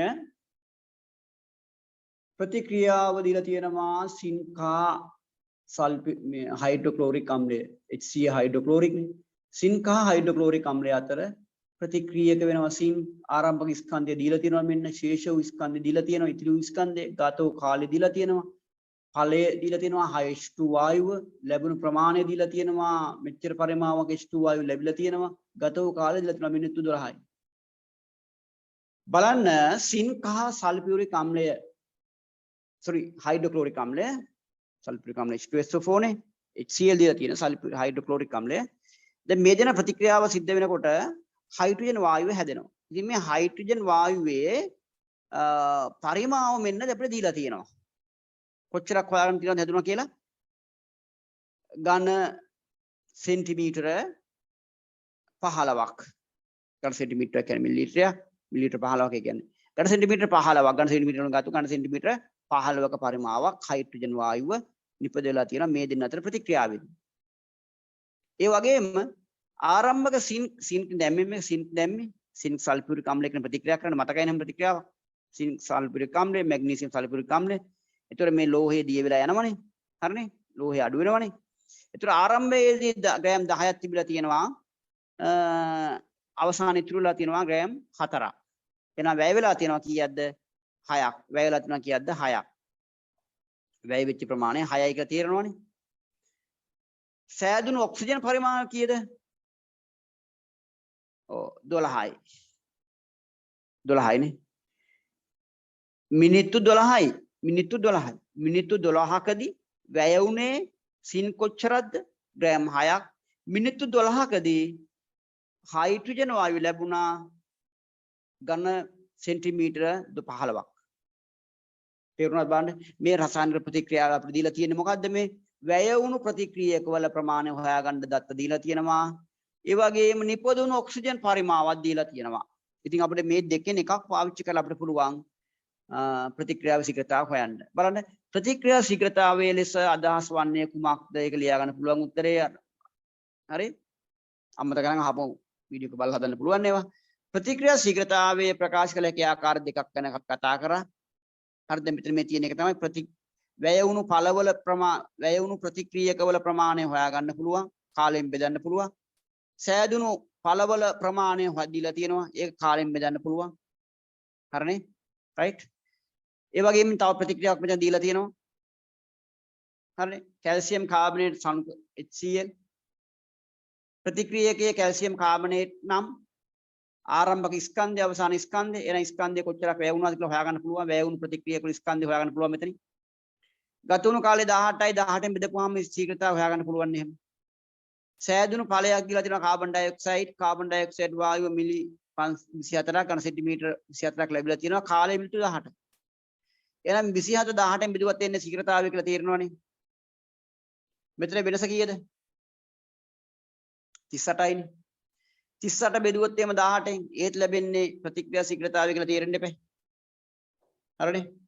ප්‍රතික්‍රියා දෙක ශීඝ්‍රතාවය වන්න අපිට දත් දීලා තියෙනවා මේ වගුවේ. ඒ ආකාර දෙකට අනුව ඉහත වගුවේ 1 2 ප්‍රතික්‍රියා දෙකේ ප්‍රතික්‍රියා ශීඝ්‍රතාවයෙන් ගණනය කරන්න. පැහැදිලිද?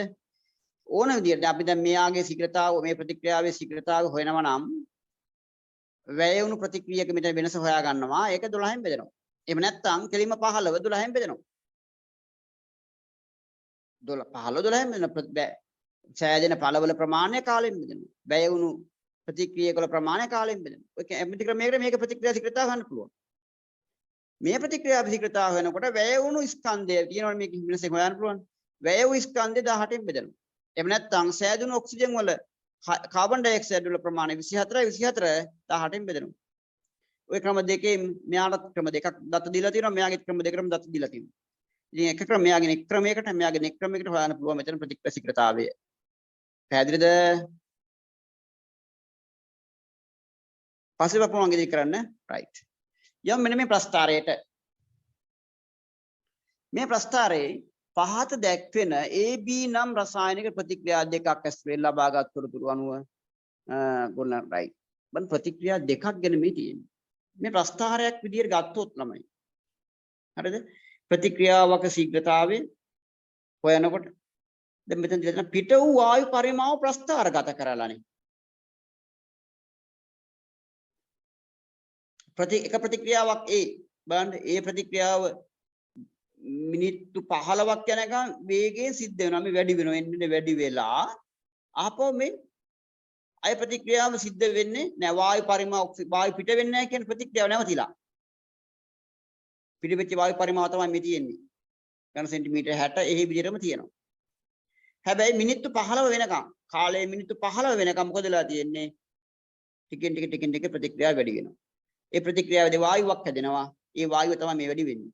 මේ වායු පරිමාව තමයි ලියා තියෙන්නේ. ප්‍රස්ථාරය පෙන්නලා තියෙන්නේ. ඒ කියන්නේ ප්‍රතික්‍රියාවත් මේ විදිහ තමයි වැඩි වෙන්නේ. ප්‍රතික්‍රියාවේ වැඩි වෙන ප්‍රමාණය හොයාගන්න පුළුවන් සෑදෙන ඵලයේ ප්‍රමාණය අනුව. හරිද? සෑදෙන ඵලයේ ප්‍රමාණය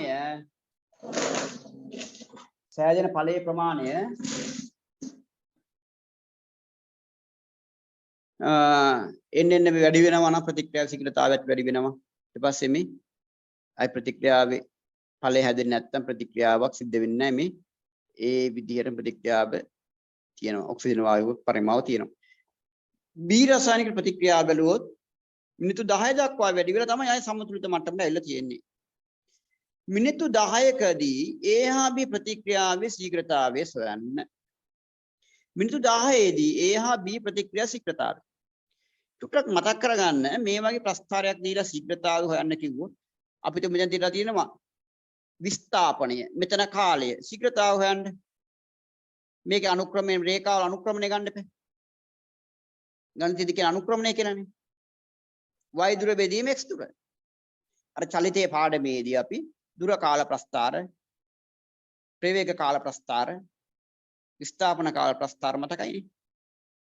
එහෙම ප්‍රස්ථාරයක මෙහෙම රේඛාවක් ආපුවාම ඒකේ අනුක්‍රමණය ගත්තොත් අනිවාර්යයෙන්ම ශීඝ්‍රතාවයක් තමයි ලැබෙන්නේ.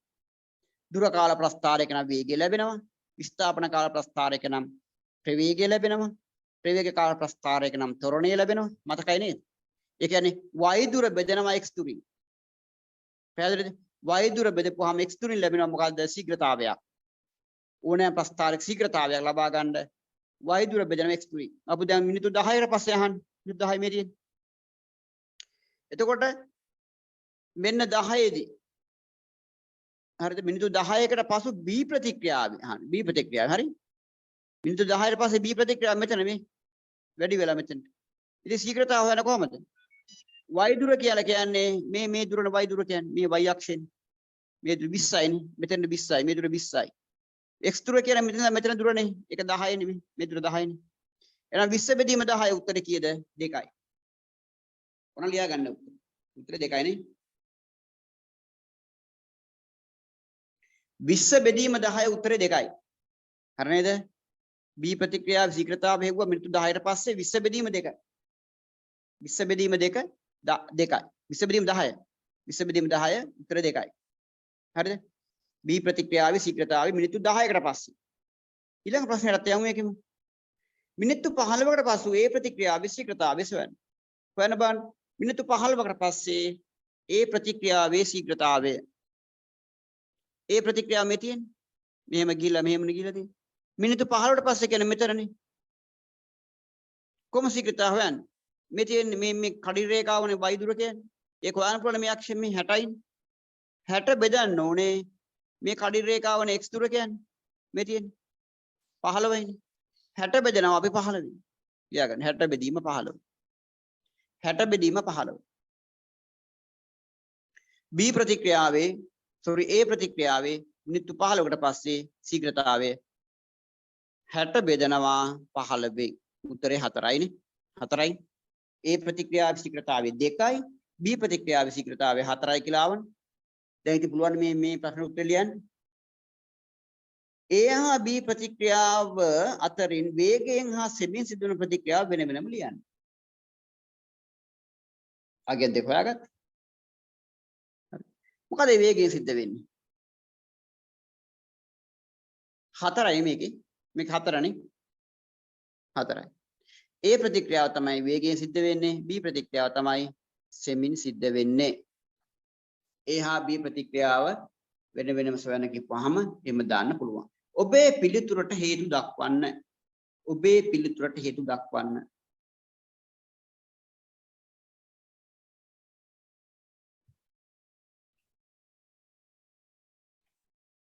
ප්‍රස්ථාරය අනුක්‍රමණය වැඩි එක තමයි ශීඝ්‍රතාවය වැඩි එක. ප්‍රස්ථාරය අනුක්‍රමණය අඩු එක ශීඝ්‍රතාවය අඩු ප්‍රතික්‍රියාව. ඒ වෙන අපි උත්තරේ හේතු ගන්න. right. අපි යමු මේකේ 4 වෙනි ප්‍රශ්නය. ප්‍රතික්‍රියාව ශීඝ්‍රතාවයේ කෙරේ බලපාන සාධක 4කි. එනම් කියලා දීලා තියෙනවා උෂ්ණත්වය අනිත් සාධක 3 ලියා ගන්න පුළුවන්. අනිත් සාධක 3 ලියා ගන්න පුළුවන්. හරිනේ? උෂ්ණත්වය ගැන බෙදලා තියෙනවා. උෂ්ණත්වය වැඩි වූ විට අංශු වල මොන ශක්තිය? චාලක ශක්තිය මොකද වෙන්නේ? වැඩි වෙනවනේ. ඉතින් වැඩි වෙනව නේද? අන්න එහෙම පුරව ගන්න පුළුවන් මේ ඈ. අපි කලින් කතා කරා මේ පොටෑසියම් පර්මැංගනේට් පිරිසුදු යකඩ දාලා මෙන්න මේ ප්‍රතික්‍රියාව ගැන විස්තර තමයි මේ අහලා තියෙන්නේ. මේදී පරීක්ෂාවට ලක් කර ඇත්තේ ප්‍රතික්‍රියා ශීඝ්‍රතාවය කෙරෙහි බලපාන කුමන සාධකයේද? අම්ල ආම්ලික පොටෑසියම් පර්මැංගනේට් වල වර්ණය කුමක්ද?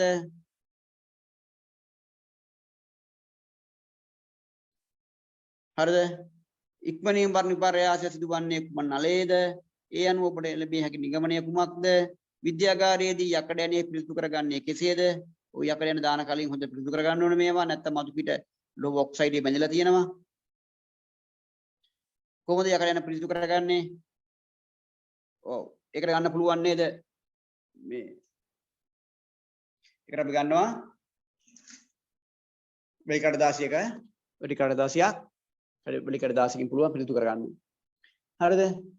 ඉතින් යකඩ ඇණ පිරිසුදු කරලා මෙහෙම දාලා වෙලි කඩදාසියක තුලලා පිරිසුදු කරලා මේ විදිහට දාලා පොටෑසියම් පර්මැංගනේට් අපි දන්නවා දම් පාටයි යකඩ ඇණ දාලා තියෙනවා.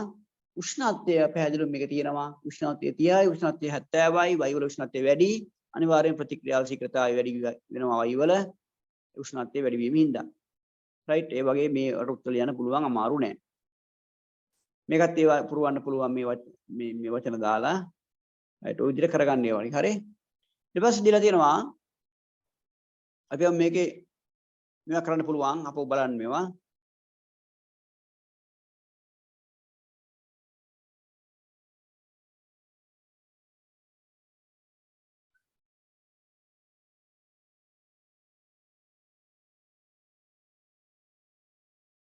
right. උත්ප්‍රේරක 4 මෙතන ලියන්න පුළුවන් මේ බලන්න. උත්ප්‍රේරක 4 ලියන්න පුළුවන්. අපි කලින් ලිව්වර ඒක උත්ප්‍රේරක 4. ඇමෝනියා නිපදවීම, සල්ෆියුරික් නිපදවීම, නයිට්‍රික් අම්ල නිපදවන ආකාරයේ නම හේබල් ක්‍රමය, ස්පර්ශ ක්‍රමයට, ඇමෝනියා ඔක්සීකරණය, අසම්ප්‍රයුක්ත මේද නයිට්‍රජනීකරණය. හරිද? ඒව තමයි මේවා නිෂ්පාදනය කරන ක්‍රමය කියන නම. අපි මේ ක්‍රම ගැන ඉගෙන ගන්න නෑ. නමුත් මේ ක්‍රම කියන නම් දැනගෙන ඉන්න මේ විදිහට උත්ප්‍රේරකත් මෙතන ලියා ගන්න පුළුවන්. වලට පස්සේ පන්තියේ පස්සේ කරගන්න පුළුවන් ඕවා. හරිද? වායුමය ප්‍රතික්‍රියක දෙකක් අතර ප්‍රතික්‍රියාවකදී පීඩනය වැඩි කළ විට ප්‍රතික්‍රියා ශීඝ්‍රතාවය. වායුමය ප්‍රතික්‍රියා දෙකක් අතර ප්‍රතික්‍රියාවකදී පීඩනය වැඩි කළ විට ප්‍රතික්‍රියා ශීඝ්‍රතාවය වැඩි වෙනවනේ නේ? වායුමය ඵල දෙකක් තියෙනවා නම් ප්‍රතික්‍රියක දෙකක් තියෙනවා නම් පීඩනය වැඩි කරනකොට එකින් එක අංශු ගැටෙනවා වැඩි. එහෙනම් ප්‍රතික්‍රියාවේ ශීඝ්‍රතාවයත් වැඩි වෙනවා. මතකනේ? ඔබේ පිළිතුරට හේතු දක්වන්න. පීඩනය වැඩි කරනකොට අංශු ලං වෙනවා, සම්පීඩනය වෙනවා, අංශු ගැටෙනවා වැඩි, එහෙනම් ශීඝ්‍රතාවය වැඩි වෙනවා. අංශු සම්පීඩනය වෙනකොට අංශු ගැටෙනවා වැඩි, ඒතකොට ශීඝ්‍රතාවය වැඩි වෙනවා. බලන්න මෙතන මැග්නීසියම් හා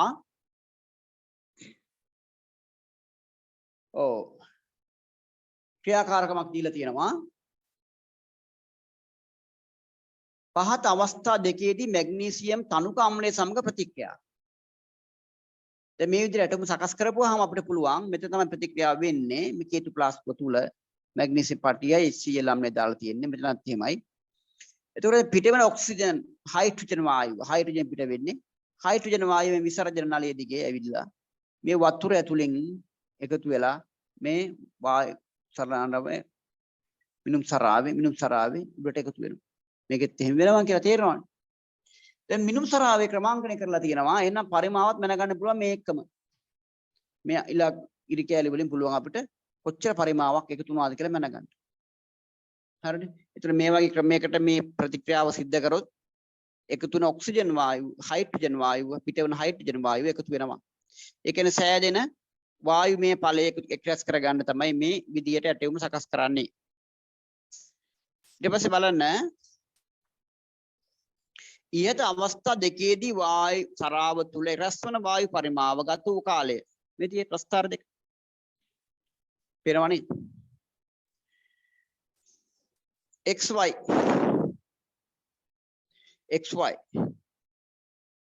මැග්නීසියම් පටිය මැග්නීසියම් කුඩා කැබලි right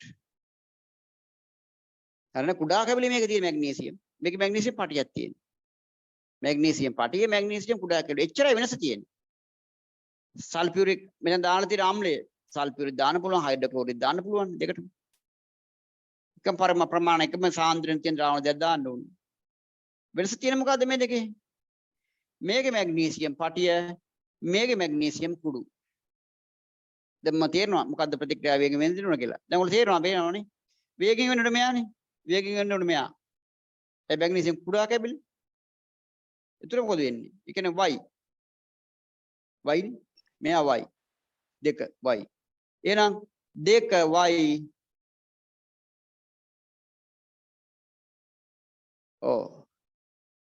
බලන්න මේකේ ඊට අවස්ථා දෙකේදී වායු සරාව තුල එක්රැස් වන වායු පරිමාව ගත වූ කාලයේ සමග ප්‍රස්ථාරයේ පහක් දැක්වේ.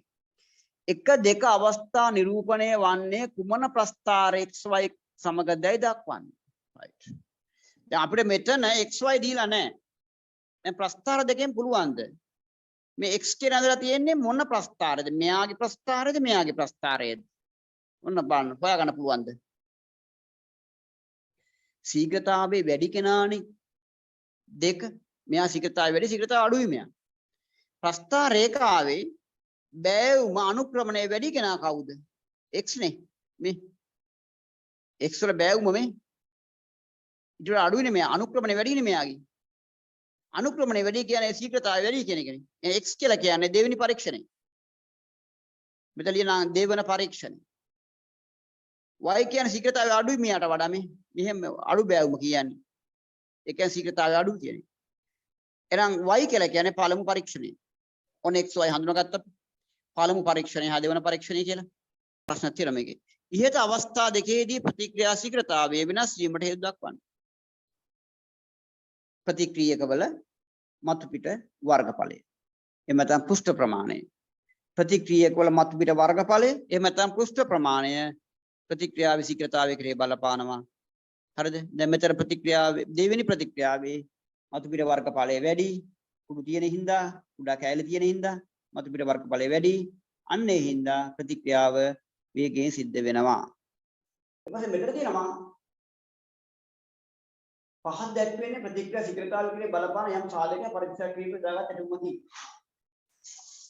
කැල්සියම් කාබනේට් මෙතන තියෙනවා ජලය සෙල්සියස් 30යි ජලය සෙල්සියස් 70යි කැල්සියම් කාබනේට් පහත් දැක්වෙන්නේ ප්‍රතික්‍රියා ශීඝ්‍රතාවය කෙරෙහි බලපාන යම් සාධකයක් පරීක්ෂා කිරීමේ දාගත් ඇතුමකි. ඒකී පිටවල වායු එකතු කර ගැනීමට සාපේක්ෂව සමාන බැලුම් දෙකක් උදාගත ඇත. උදාගෙන නැහැ. පිට වෙන කාබන් ඩයොක්සයිඩ් වායු මේ විදිහට මෙතන එකතු කරලා මෙහෙම ලැබෙනවා. ඒක ලැබෙනවා. බැලුම් දෙකක් සම්බන්ධ කරලා විසර්ජනාලය වෙනවා. එක දෙක පරීක්ෂණ වලින් පැහැදිලි දැක්වෙන ඇටවීමෙන් අධ්‍යයනය කිරීමට අපේක්ෂිත ප්‍රතික්‍රියා ශීඝ්‍රතාවය කෙරෙහි බලපාන කුමන සාධකයයි. කැල්සියම් කාබනේට් ජලයේ සෙල්සියස් 30යි ජලයේ සෙල්සියස් 70යි. එහෙනම් තීරණවා මොකක්ද සාධක කියන එක. ඉස්සෙල්ලා ඉඳලා තියෙනවා කටින්ම දෙලිලා තියෙනවා. ඊට ප්‍රතික්‍රියා ඉහත ක්‍රියාකාරක නිරීක්ෂණයේදී අපේක්ෂිත නිරීක්ෂණ දෙකක් කියන්නේ. නිරීක්ෂණ දෙකක් කියන්නේ. හිතනවා. ඊට ක්‍රියාකාරක අදාළ සමීකරණය ලියන්න ඕනේ. ඒක පුළුවන් වෙයි. ඊට ඇටවීම් වලදී ලැබෙන වායු හඳුනාගත්තේ ක්‍රමයක් ලියන්න ඕනේ. ඒක පුළුවන්. කාබන් ඩයොක්සයිඩ් වායු පිට වෙන හඳුනා ගන්න ක්‍රමයක් දන්නවනේ. කාබන් ඩයොක්සයිඩ් වායු මේ පාඩම ඉගෙන ගන්න ඕනේ නැහැ නේ. කාබන් ඩයොක්සයිඩ් වායු හඳුනා ගන්න විදිහ, ඔක්සිජන් වායු හඳුනා ගන්න විදිහ, හයිඩ්‍රජන් වායු හඳුනා ගන්න විදිහ දන්නවා. ඉතින් මෙතන පිට වෙන කාබන් ඩයොක්සයිඩ් හඳුනා ගන්න පරීක්ෂණ කරන නියම. පරීක්ෂණ කියන්නේ මේ මහා ලොකුලා කියන්නේ නෑනේ. පරීක්ෂණ හඳුනා ගන්න පීඩියක දෙක ලියන්න පුළුවන්. ප්‍රතික්‍රියා සිදු වී අවසන් වූ බැලුම් අතර හඳුනාගන්නේ කෙසේද? ප්‍රතික්‍රියා සිදු වී අවසන් බව ප්‍රතික්‍රියා නිවිල වෙන්නේ නැහැ යම් කාලයක් දක්වා මේකේ සිද්ධ වෙන ප්‍රතික්‍රියාව සිද්ධ වෙලා ඉවර වෙනවා. ඉවර වූ බව හඳුනාගන්නේ කොහොමද? හඳුනාගන්නේ කොහොමද? දැන් බැලුම් බෝලේ එන්නේ මොකද වෙන්න ඕන? බැලුම් බෝලේ පරිමාණ වැඩි වෙන්නේ පින් වෙන්නේ. අවසානයේදී බැලුම් බෝලේ පින්ගිලා තියෙනවා පරිමාණ තවදුරටත් වැඩි වෙන්නේ නැහැ. අන්න ඒලා තමයි ප්‍රතික්‍රියාව ඉවරයි. ප්‍රතික්‍රියාව ඉවරයි. දැන් වායු පරිමාණ විතරයි. හරිද? ප්‍රතික්‍රියා සිදු වී අවසන් බව හඳුනාගන්නේ කොහොමද? බැලුම් ලෙසින් හඳුනාගන්නේ කිසිදෙයක් අහනවා බැලුනේ තවදුරටත් විශාල නොවන අවස්ථාව පින්ෙන්නේ නැති අවස්ථාවේ තමයි ප්‍රතික්‍රියාවල අවසන් වෙලාව. එදිනදා ජීවිතයේ ප්‍රතික්‍රියා ශීඝ්‍රතාවයේ යොදා ගන්න අවස්ථා දෙකක් තියෙනවා. දැන් කෙසෙල් ගණක් ඉදවනකොට දුම් ගහනවා නේද? පළතුරක් ඉදෙනවා කියලා කියන්නේ ප්‍රතික්‍රියාවක් සිද්ධ වෙන්නේ. හරිද? ඒතර මොකද වෙන්නේ? දුම් ගමගේ උෂ්ණත්වයත් වැඩි වෙනවා. ඒතකොට වේගවත් වෙනවා. ඒ වගේ අවස්ථා ලියලා තියෙනවා. අවස්ථා දෙකක් කියන්නේ නේ. මෙන්න මෙතන තියෙනවා කලින් ගත්ත පරීක්ෂණයෙම මේක වගේ පරීක්ෂණයක කතා කරලා තියෙනවා. මේ වගේ පරීක්ෂණයක කතා කරලා තියෙනවා.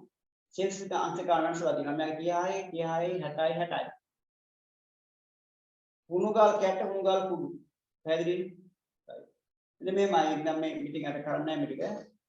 ඔයාලට තියෙන්නේ අන්තිම පස්සේ අද දවසේ මේ අතුලත අද කරපු මේ වීඩියෝ එක දානවා.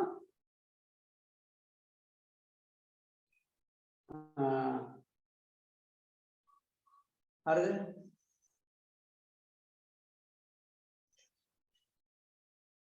නැවත වතාවක් මේ වීඩියෝ එකක් හොඳට බලලා මෙන්න මේ ප්‍රශ්න පේපර් එකේ ලිටියුට් එක සම්පූර්ණ කරලා ඉවර කරගන්න.